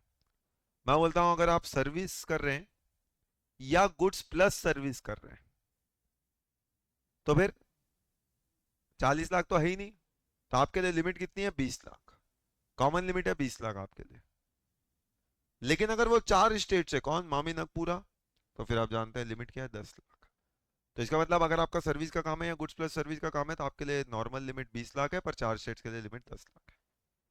तो ये तीन लिमिट किसके लिए? जो गुड्स का काम करते हैं, या फिर ऐसा लिख सकता हूं मैं, गुड्स प्लस इंटरेस्ट डिस्काउंट का काम। सिर्फ ये वाला कंसिडर कर सकता हूं, और कोई सर्विस कंसिडर नहीं करूंगा। तो गुड्स और इंटरेस्ट डिस्काउंट जो है, अगर आपका इसका काम है, तो चार स्टेट से तो आप जानते हैं लिमिट है 10 लाख। चार कौन है आपको बताने की जरूरत नहीं, मामी पूरा। छह है तो लिमिट है 20 लाख, छह भी बताने की जरूरत नहीं, अरुणाचल प्रदेश, सिक्किम, तेलंगाना, मेघालय, उत्तराखंड और पौंडीचेरी।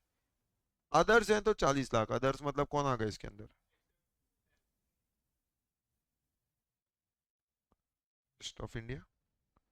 तो अगर आप रेस्ट ऑफ इंडिया है तो आपके लिए लिमिट है 40 लाख। तो ये क्या है? ये फाइनल समरी है रजिस्ट्रेशन की, कि किसके लिए कौन सा थ्रेशोल्ड लगता है। ठीक, तो मतलब चीजें पुरानी है, बस हमने समझो इंटर की चीजों को ब्रशअप किया है कि वापस से किसके लिए क्या लिमिट होती है। और जब ये कर लिया तो इसका मतलब अब हम रजिस्ट्रेशन पे आ गए अपने।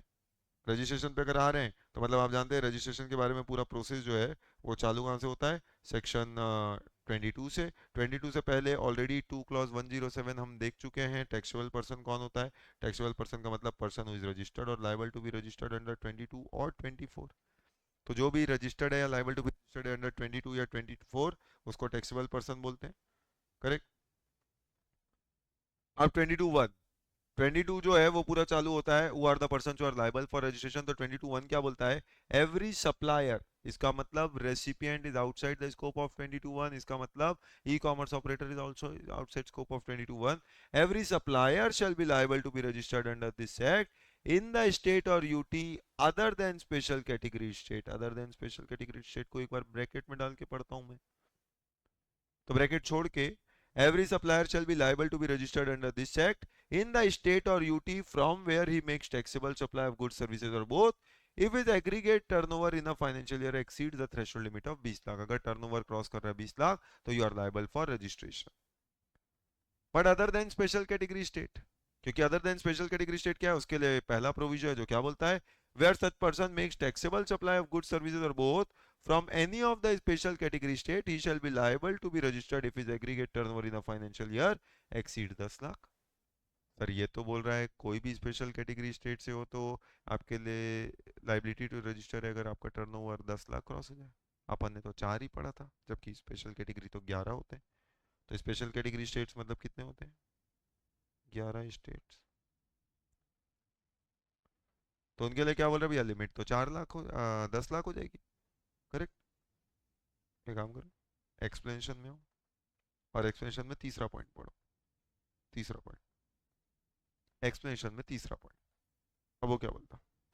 The expression special category state shall mean states as specified in subclause G of clause 4 of article 279A of constitution। ये क्या है? यही वो 11 स्टेट है। वो कहाँ लिखे हुए 11 स्टेट? यहाँ पे लिखे। आर्टिकल 279 किसका है? GST council. तो जीएसटी काउंसिल का क्लॉज 4 का सब क्लॉज जी, मतलब ये 11 स्टेट्स।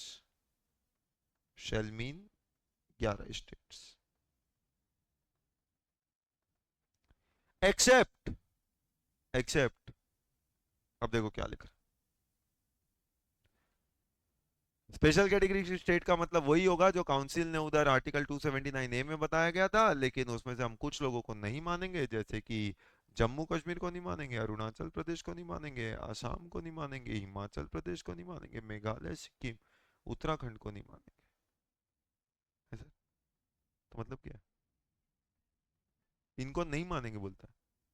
तो 11 में से कितने लोग हो गए? 7, तो बच्चे कौन? 4, वही तो हो गया। तो मतलब कान सीधा ना पकड़ के उल्टा पकड़ रहे हैं। मैं बोल रहा हूँ वो 4 के लिए लिमिट 10 लाख है, ये बोलता है सबके लिए लिमिट 10 लाख है सिवाय ये 7 के। तो भाई सीधा बोलना 4 के लिए है। करेक्ट। तो इसका मतलब क्या है कि लिमिट ऑफ 10 लाख फॉर, जानते हैं कितने? 4 माँ मी नग पूरा। तमामी नग पूरा। ये 4 के लिए लिमिट 10 लाख होगी। इतना पूरा पढ़ के, कंबाइंड पढ़ के मिला। क्या क्या मिला? 22(1) पढ़ा, उसका फर्स्ट प्रोविजो पढ़ा और एक्सप्लेनेशन का थर्ड पॉइंट पढ़ा। तब जाके समझ में आया कि नॉर्मल लिमिट 20 लाख है, पर मामी नगपुरा वालों के लिए लिमिट 10 लाख है। सेकेंड प्रोविजो क्या बोलता है? देखिए वो वही बोल रहा है कि गवर्नमेंट में at request of special category state and on recommendation of council enhance the aggregate turnover referred to in first proviso from 10 lakh to such amount not exceeding 20 lakh and subject to such condition limitation as may be notified। मतलब real में क्या हुआ था? जो मैंने आपको कहानी बनाई बताई है, मैं आपको सिंपल उसमें सुना, एक्चुअल में उल्टा हुआ था। उल्टा क्या हुआ? गवर्नमेंट ने बोला कि भैया नॉर्मल लिमिट हम 20 लाख रख रहे हैं, पर तुम 11 लोगों के लिए लिमिट 10 लाख रख रहे हैं। पर अगर तुम में से कुछ बोलो तो हम तुम्हारी लिमिट को 10 लाख से बढ़ा के 20 लाख कर देते हैं। मैंने आपको बोला था, 4 लोगों ने हाथ उठा के बोला था हमको 20 लाख नीचे 10 लाख चाहिए। एक्चुअली में सवाल उल्टा था। कितने लोगों को, वैसे तो हम 10 लाख करते हैं, कितने लोगों को 20 लाख चाहिए, सवाल ये किया गया। तो 11 लोग बैठे थे, उसमें से 7 लोगों ने हाथ उठाया कि हमको 20 लाख चाहिए। तो मतलब वो जो 4 बैठे थे वो कौन थे? वो थे मामी नकबर। तो ये फर्स्ट प्रोविजन, सेकंड प्रोविजन और एक्सप्लेनेशन, ये 3 बातों को पढ़ के ये बात हमने फाइनली निकाली है। क्या? कि 4 स्पेशल कैटेगरी स्टेट्स के लिए लिमिट फॉर रजिस्ट्रेशन 10 लाख रहेगी। 10 लाख है। लेकिन सर आपने तो बोला था कभी कभी कुछ लोगों को बढ़ा के 40 भी कर देंगे। आगे पढ़ो। Provided also that the government may, at request of a state and on recommendation of the council, enhance the aggregate turnover from 20 lakh to such amount not exceeding 40 lakh in case of supplier who is engaged exclusively in supply of goods। Exclusive in supply of goods subject to such condition limitation as may be notified। तो जो exclusive supply of goods का काम करेगा उसकी limit हम बढ़ा के 20 की जगह 40 कर देंगे as may be notified। तो 20 की जगह 40 भी हो जाएगा। और एक्सक्लूसिव सप्लाई ऑफ गुड्स में हम एक वाली सर्विस को भी शामिल कर लेंगे। वो कौन सी है? इंटरेस्ट और डिस्काउंट। वो कौन बोलता है? वही उसी का एक्सप्लेनेशन बोलता है कि for the purpose of this subsection person shall be considered to be engaged in exclusive supply of goods even if he is engaged in exempt supply of service provided by way of extending deposit loans and advances, जहां पे consideration is represented by way of interest और discount। मतलब समझ आ गया? तो अगर interest और discount है गुड्स के साथ, तो भले ही गुड्स के साथ सर्विस है, फिर भी मानेंगे आप गुड्स वाले ही हो। और गुड्स वाले हो तो आपके लिए लिमिट लगेगी कितनी? 40 लाख। तो ये जो है, ये क्या है? Enhance limit of 40 lakh. तो इसके लिए 40 लाख की लिमिट अप्लाई हो जाती है। ठीक। पर वो जो 40 लाख की लिमिट आया वो नोटिफिकेशन मैंने आपको बता दिया था, जहाँ पे 6 स्टेट्स ने मना किया था। तो 4 पुराने वाले और 6 ये टोटल हो गए 10। तो ये क्या है? ये है आपका 22 सबसेक्शन 1। तो 22 सबसेक्शन 1 बोलो अपना पूरी तरीके से क्लियर हो गया, हाँ कि ना? Yes। अब अगर क्लियर हो गया तो चलो कुछ रजिस्ट्रेशन के कंसेप्ट हो जाए आपके, जरा चेक कर लूँ कितना आपको रजिस्ट्रेशन आता है नहीं आता। अभी तक अपन ने रजिस्ट्रेशन की बातें सीखी। अब आपने बताना है, मान लो अब आपको वैसे मैं सिखा चुका हूँ कब 10 लाख, कब 20 लाख, 40 लाख। अपन यहाँ पे अज्यूम कर रहे हैं नॉर्मल थ्रेशोल्ड लिमिट एप्लीकेबल है 20 लाख वाली। आपको जो भी जवाब देना है 20 लाख के हिसाब से देना है। ठीक। अब जवाब क्या देना है? सवाल। मान लो मिस्टर एक्स एक बिजनेसमैन है, पहला केस। उसका कपड़े का काम है। रायपुर मुंबई में, मतलब एक रायपुर में और एक मुंबई में। रायपुर मतलब कहाँ हो गया? छत्तीसगढ़। मुंबई मतलब महाराष्ट्र। ये दो जगह काम है। क्या काम है? कपड़े का। मान लो रायपुर से उसका टर्नओवर होता है 15 लाख, मुंबई से टर्नओवर होता है 25 लाख। बोलो। बोलो उसको रजिस्ट्रेशन कराना पड़ेगा। मैं लिमिट मान के चल रहा हूँ 20 लाख वाली, तो वो 10 20 40 में कंफ्यूज मत होइए। नॉर्मल लिमिट हर जगह 20 लाख। करेक्ट, मतलब 10 वाला 10 रहेगा बट बाकी 20 लाख, वो 40 वाला इग्नोर करना। तो रजिस्ट्रेशन कहाँ कराना पड़ेगा? तो अब ऐसे इंस्टेंसेस में रायपुर छत्तीसगढ़ मुंबई महाराष्ट्र, अगर मैं वो देखूं, तो भाई जवाब 22(1) से ही निकलेगा। 22(1) क्या बोलता है? Every supplier shall be liable to be registered in the state from where he makes taxable supply if his aggregate turnover in a financial year exceeds the threshold limit of 20 lakhs। अब यहाँ पे मुंबई महाराष्ट्र में तो limit 20 lakh cross कर गया, रायपुर छत्तीसगढ़ में तो cross नहीं किया। सवाल है रायपुर छत्तीसगढ़ में कराना पड़ेगा कि नहीं? तो आप अच्छी तरीके से जानते हैं। तो इसका मतलब 15 लाख 25 लाख। क्या बोला गया? Aggregate turnover, word use is aggregate turnover. यहाँ पे एग्रीगेट टर्नओवर कितना है? एग्रीगेट टर्नओवर तो 40 लाख है ना।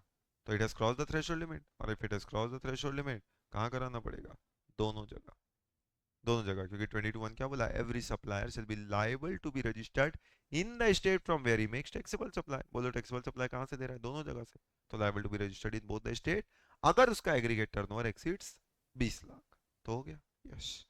अगला, मान लो रायपुर कपड़े का काम है, बहुत टाइम हो गया था, आपका मन नहीं लग रहा था, इसलिए मुंबई में भट्टी खोली।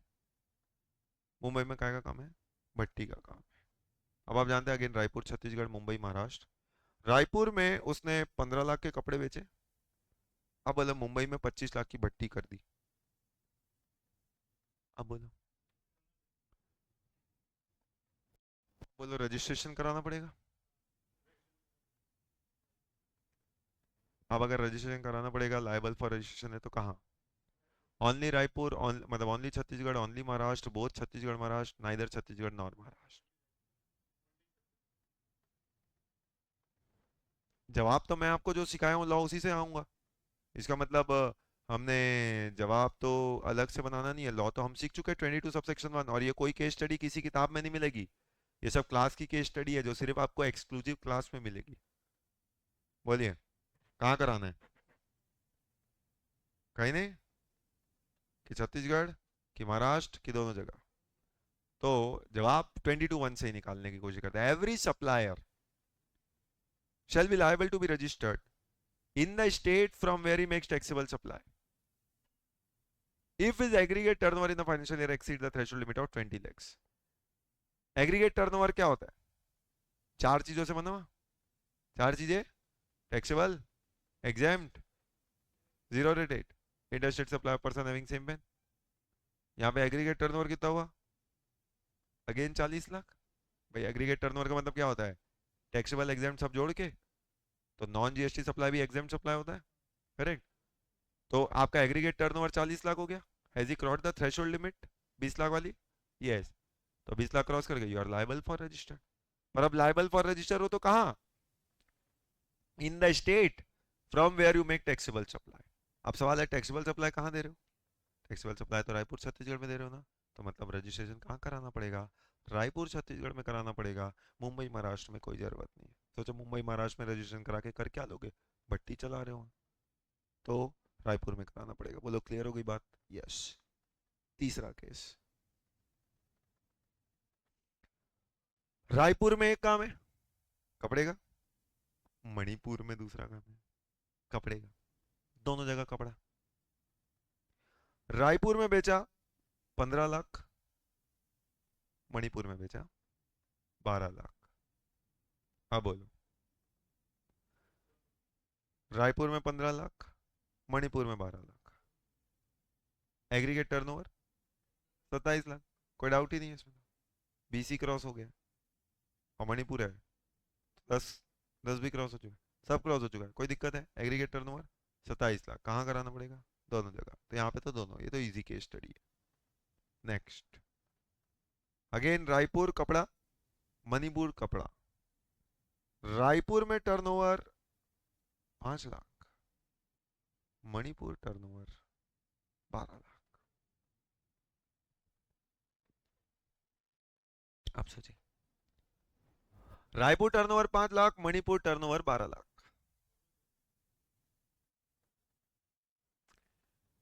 एग्रीगेट टर्नओवर हो गया 17 लाख, 12,517। अब देखा जाए छत्तीसगढ़, नॉर्मल लिमिट लगा दो 20 लाख। मणिपुर लिमिट 10 लाख। अब सवाल है मणिपुर में 10 लाख से तो ऊपर हो गया, पर छत्तीसगढ़ में 20 लाख के अंदर है। अब बोलो, दोनों जगह, only Chhattisgarh, only Manipur, both, none. तो जवाब तो वहीं से आएगा, कहीं दूसरी जगह से नहीं आएगा। 22(1) क्या बोला? Every supplier shall be liable to be registered in the state from where he makes taxable supply if his aggregate turnover in a financial year exceed the threshold limit of 20 lakhs। तो normal limit है 20 lakhs। लेकिन क्या बोलता है?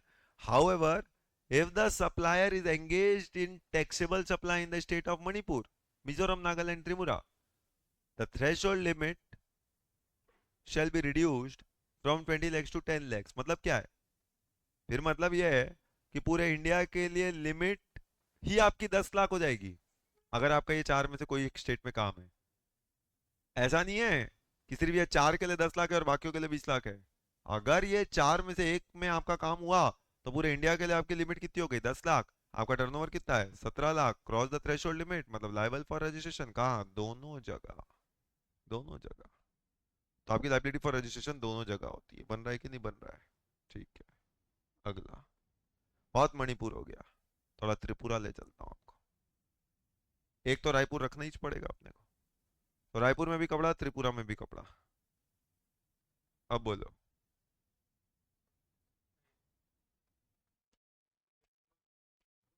अब बोलो। 10 के अंदर है दोनों जगह। लेकिन अब आप जानते हैं एग्रीगेट 15 हो चुका। अब आप देखिए कैसे समझदारी से जवाब बनाते जा रहे हैं। तो 15 हो गया थ्रेशोल्ड। त्रिपुरा है, 10 लाख हो चुका है, तो लाइबिलिटी 10 लाख के ऊपर है, मतलब दोनों जगह रजिस्ट्रेशन कराना पड़ेगा। यस, चलो। कब तक? और ये सब कोई केस स्टडी किसी किताब में नहीं मिलेगी, ना आईसीआई की किताब, ना किसी ऑथर की किताब, ना इवन मेरी खुद की किताब। ये सिर्फ आपको क्लास में मिलेगी। बोलो, रायपुर कपड़े का काम, त्रिपुरा पेट्रोल छिड़कने का काम है। रायपुर से टर्नओवर 8 लाख, त्रिपुरा से 11 लाख।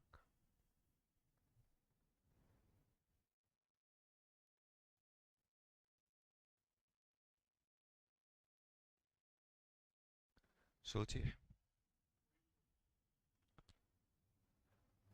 अब आपको रजिस्ट्रेशन कराना है। 22(1) तो मैं आपका खत्म करा चुका हूं। आपको यही सोचना है खत्म कैसे हो गया सर। अब क्या लिमिट लगनी है? जवाब तो हमें वहीं से लाना है। 22(1) क्या बोल रहा है? Every supplier shall be liable to be registered in the state from where he makes taxable supply if his aggregate turnover in a financial year exceeds the threshold limit of 20 lakhs. However, in case of supplier engaged in taxable supply in the state of Manipur, Mizoram, Nagaland, Tripura, the threshold limit of 20 lakhs shall be reduced to 10 lakhs. अब क्या यहाँ पे वो चार में से एक state है त्रिपुरा। लेकिन सवाल है क्या वहां से टैक्सेबल सप्लाई होता है? तो जब टैक्सेबल सप्लाई नहीं होगा तो क्या वो प्रोविजन लगेगा? और अगर प्रोविजन नहीं लगेगा तो नॉर्मल लिमिट क्या है? 20 लाख। तो यहाँ पे लिमिट एप्लीकेबल क्या है? 20 लाख। क्योंकि त्रिपुरा में आपका टैक्सेबल सप्लाई का काम नहीं है, नॉन जीएसटी सप्लाई मतलब इंटर्न एग्जेम्प्ट सप्लाई का काम है, तो वो 10 लाख वाली लिमिट ही अप्लाई नहीं होगी। Important area. और जब 10 लाख वाली लिमिट अप्लाई नहीं होगी तो आपके लिए थ्रेशोल्ड लिमिट नॉर्मल लिमिट हो गई 20 लाख वाली, और 20 लाख लिमिट हो गई turnover has not cross the limit of 20 lakh, liable for registration. नहीं, दोनों जगह नहीं। आगे बात समझ में कि नहीं? तब आप सीख गए पूरी तरीके से। तो मतलब 22(1) यहाँ पे हमारा पूरी तरीके से खत्म हो गया। अब 22(1) जब आपका खत्म हो चुका, इसका मतलब 22(1) जब मैंने आपको करा दिया, तो अब इसके बाद आगे के जो चीजें हैं 22 सबसेक्शन 2, 3 और 4, ये तो बड़े सिंपल सिंपल से बात बोलते हैं। 22 सबसेक्शन 2 अब आपको क्या बोलेगा? 22(1) हमारा पूरा खत्म हो चुका, सीख चुके कब 10 लाख, कब 20 लाख, कब 40 लाख। तो 22 सबसेक्शन 2 क्या बताता है? 22 सबसेक्शन 2 ही बोलता है कि जो भी व्यक्ति 30 जून 17 की रात को रजिस्टर्ड था, वो 17 पुराने अलग अलग कानूनों में जब जीएसटी लॉ आएगा तो सबके सब ने माइग्रेट कराना पड़ेगा ओल्ड लॉ से न्यू लॉ में। तो ये एक पुराना सेक्शन था, सब सेक्शन, जो जीएसटी जब नया नया आया था तब बहुत यूज हुआ था। आज की तारीख में यूं समझ लो डेड सेक्शन। कोई मतलब नहीं है इसका, तो इसको पढ़ने में कोई मतलब नहीं है। तो 22(2) क्या बस इतना क्या बोलता था कि जो dealer registered under old law, old मतलब कितने लॉ, वो 17 लॉ। तो जो 17 अलग अलग पुराने कानून होते थे, सेंटर के 8 और स्टेट के 9, अब उन लोगों में जितने भी लोग रजिस्टर्ड थे, क्या उन्होंने जीएसटी में दोबारा रजिस्ट्रेशन कराना पड़ेगा? The answer was yes, need to migrate to GST with effect from 1 July 17। तो ये बहुत यूज हुआ, आज की तारीख में वेंटिलेटर में जा चुका सेक्शन है, ठीक। 22 सबसेक्शन 3 एंड 22 सबसेक्शन 4, अब ये क्या है? तो याद करिए, इंस्टेंस मैंने आपको बताया था, जब कई बार ऐसा होता है कि मुझे अपना बिजनेस किसी को बेचना पड़ता है, कोई अब मेरे जगह बिजनेस कोई और चला रहा है, transfer by way of succession हो रहा है या अदरवाइज हो रहा है, कल तक बिजनेस मैं चलाता था, अब सामने वाला चला रहा है। या इवन याद करिए, डेथ का केस था, अभी गुप्ता जी की डेथ हो गई, अभी बिजनेस जो है वो गुप्ता जी का जो लीगल ईयर है, मास्टर गुप्ता मिस गुप्ता, वो बिजनेस को कैरी ऑन कर रही है। अभी जो मास्टर मिस गुप्ता जो बिजनेस को कैरी ऑन कर रहे हैं, सवाल ये है, उनका कहना है कि भैया अभी पहले 20 लाख क्रॉस होने दो, उसके बाद हम रजिस्ट्रेशन कराएंगे। क्या ये थ्रेशोल्ड का बेनिफिट उनको मिलेगा? नहीं। अच्छा, जब डेथ हो जाती है, तो क्या जो सन है वो क्या फादर के बिजनेस को उसी जीएसटी नंबर से कंटिन्यू कर सकता है? नहीं। ये सारी बातें मैंने आपको पहले सिखाई है। तो इसका मतलब वो कंटिन्यू नहीं कर सकते, तो वहां पे क्या प्रोसेस फॉलो करना पड़ेगा? फादर के बिजनेस का रजिस्ट्रेशन कैंसिल करना पड़ेगा 29 में, और जो नया वाला व्यक्ति है दैट इज सन, उसको अपना रजिस्ट्रेशन लेना पड़ेगा कहाँ? 22(3) में। जब आप रजिस्ट्रेशन कराते हैं तो आपसे रीजन पूछा जाता है, यहाँ पे आपको रीजन बताना पड़ेगा। तो जो ट्रांसफरी ऑफ बिजनेस होता है, ट्रांसफरी ऑफ बिजनेस मतलब किसकी बात कर रहे हैं? तो जो नया व्यक्ति है, transfer of business is liable to get himself registered by way of succession और अदरवाइज। जब भी ऐसा कोई सक्सेशन या अदरवाइज होता है, तो नए व्यक्ति को रजिस्टर कराना पड़ता है, एग्जाम्पल के तौर पे इवन इंक्लूडिंग डेथ। तो जब डेथ होगी तो नया वाला व्यक्ति जो रजिस्ट्रेशन कराएगा, कहाँ कराएगा? 22(3) में कराएगा, और पुराने वाले का कैंसिल होगा कहाँ? वो कैंसिलेशन होता है 29 में, वो वहां पे सीखेंगे। वैसे ही अगर pursuant to scheme of amalgamation demerger, याद करो कोई नई कंपनी बनती है pursuant to scheme of amalgamation demerger, तो अगर अमलगमेशन हुआ है कंपनी का, याद करिए किसका? वोडाफोन आइडिया का। डिमर्जर हुआ, याद करो किसका? हीरो होंडा का। तो अगर pursuant to scheme of amalgamation demerger है, अगर ऐसा कुछ होता है, तो फिर जो नया वाला कंपनी बनता है, अब उसको रजिस्ट्रेशन कराना पड़ेगा कि नहीं कराना पड़ेगा? अभी वोडाफोन आइडिया कहता है भी हमारा 20 लाख का टर्नओवर तो क्रॉस होने दो। अभी हीरो और होंडा अलग अलग कहते हैं हमारा टर्नओवर 20 लाख तो क्रॉस होने दो, क्या उनको अलग अलग 20 लाख का बेनिफिट मिलेगा? नहीं। तो जो नई कंपनी है, जिस दिन आरओसी ने रजिस्टर किया, नई company is liable to get itself registered कहाँ? वो कहाँ रजिस्टर कराएगी? वो कराएगी अंडर 22 सबसेक्शन 4। तो मतलब जब भी pursuant scheme of amalgamation demerger होता है, जैसे कि वोडाफोन आइडिया, जैसे कि हीरो, जैसे कि होंडा, जब भी ऐसा अमलगमेशन डिमर्जर होगा और एक नई कंपनी बनेगी, तो आरओसी जिस दिन नई कंपनी बनाएगा, नई कंपनी के बनने के, और जब भी आप लायबल होंगे, कॉमन सी बात है, लायबल होने के 30 दिन के अंदर अंदर आपको रजिस्ट्रेशन कराना पड़ेगा, मतलब अप्लाई करना पड़ेगा रजिस्ट्रेशन के लिए। नंबर फिर चाहे कभी भी मिले, but you need to apply for registration. तो 22, 3 और 4 किसकी बात कर रहा है? जो भी पुराने लोग हैं, वो पुराने लोगों को बोला गया कि भैया आप अप्लाई करो रजिस्ट्रेशन के लिए, आप रजिस्ट्रेशन के लिए अप्लाई करो, आपको रजिस्ट्रेशन लेना पड़ेगा। तो 22, 2, 3, 4 ये भी हो गया। चलो रीगल रीडिंग ले लें। 22 सबसेक्शन 2 क्या? Every person who on the day immediately preceding the appointed day, preceding the appointed day मतलब क्या हो गया? 30 जून। तो every person who on the day immediately preceding the appointed day is registered or holds the license under an existing law। existing law मतलब कितने हो गए? 17। 17 में आप जानते हैं सेंट्रल के 8, स्टेट के 9। तो ये जो 17 कानून है, shall be liable to be registered under this act with effect from the appointed day। what was the appointed day? 1 July 17। तो ये तो बस खत्म। इसके बाद आज की तारीख में इस पे कोई सवाल 99.999999 120% नहीं आएगा, ठीक। 22 subsection 3, where a business carried on by a taxable person, business is carried on by a taxable person registered under this act is transferred। तो जो ऑलरेडी रजिस्टर्ड है इस एक्ट में, और वो अपना बिजनेस ट्रांसफर करता है, ट्रांसफर कैसे कर सकते हो? Either on account of succession और otherwise, on account of succession और अदरवाइज, अदरवाइज मतलब डेथ। तो अगर आप अपना बिजनेस ट्रांसफर करोगे to another person as a going concern, as a going concern, तो मतलब कुल मिला के आपने अपना चलता फिरता बिजनेस जो है वो किसी और को ट्रांसफर कर दिया ना, एज अ गोइंग कंसर्न, तो फिर क्या बोला गया, द ट्रांसफरी और the successor as the case में be shall be liable to be registered with effect from the date of such transfer और सक्सेशन। तो जिस दिन से ट्रांसफर सक्सेशन हुआ उस दिन से मतलब आप लायबल फॉर रजिस्ट्रेशन है कौन, नया वाला व्यक्ति, नया वाला व्यक्ति। वैसे ही 22 सबसेक्शन 4 भी सेम बात बोल रहा, notwithstanding anything contain in subsection 1 और 3 in case of transfer pursuant to sanction of scheme और अरेंजमेंट फॉर अमलगमेशन और एज द केस में भी डिमर्जर ऑफ टू और मोर कंपनीज। तो जब भी अमलगमेशन डिमर्जर हुआ तो अमलगमेशन डिमर्जर होते ही यानी जैसे ही अमलगमेशन डिमर्जर होगा तो एक नई कंपनी बनेगी, तो नई कंपनी आरओसी जैसे ही रजिस्टर करेगा, इनकॉर्पोरेट करेगा, तो परसुएंट टू अमलगमेशन और demerger of two or more companies pursuant to order of high court tribunal or otherwise the transferee, transferee मतलब किसकी बात कर रहा, न्यू कंपनी। तो जो न्यू कंपनी है मतलब जो नई वाली कंपनी बन रही है मतलब वोडाफोन आइडिया की बात कर रहा, मतलब हीरो की बात कर रहा, मतलब होंडा की बात कर रहा, shall be liable to be registered, तो वो लोग लायबल होंगे रजिस्ट्रेशन के लिए कब, with effect from the date on which registrar of company issue certificate of incorporation giving effect to such order of high court or tribunal। तो giving effect to such order of high court or tribunal तो इन लोग registration कराएंगे।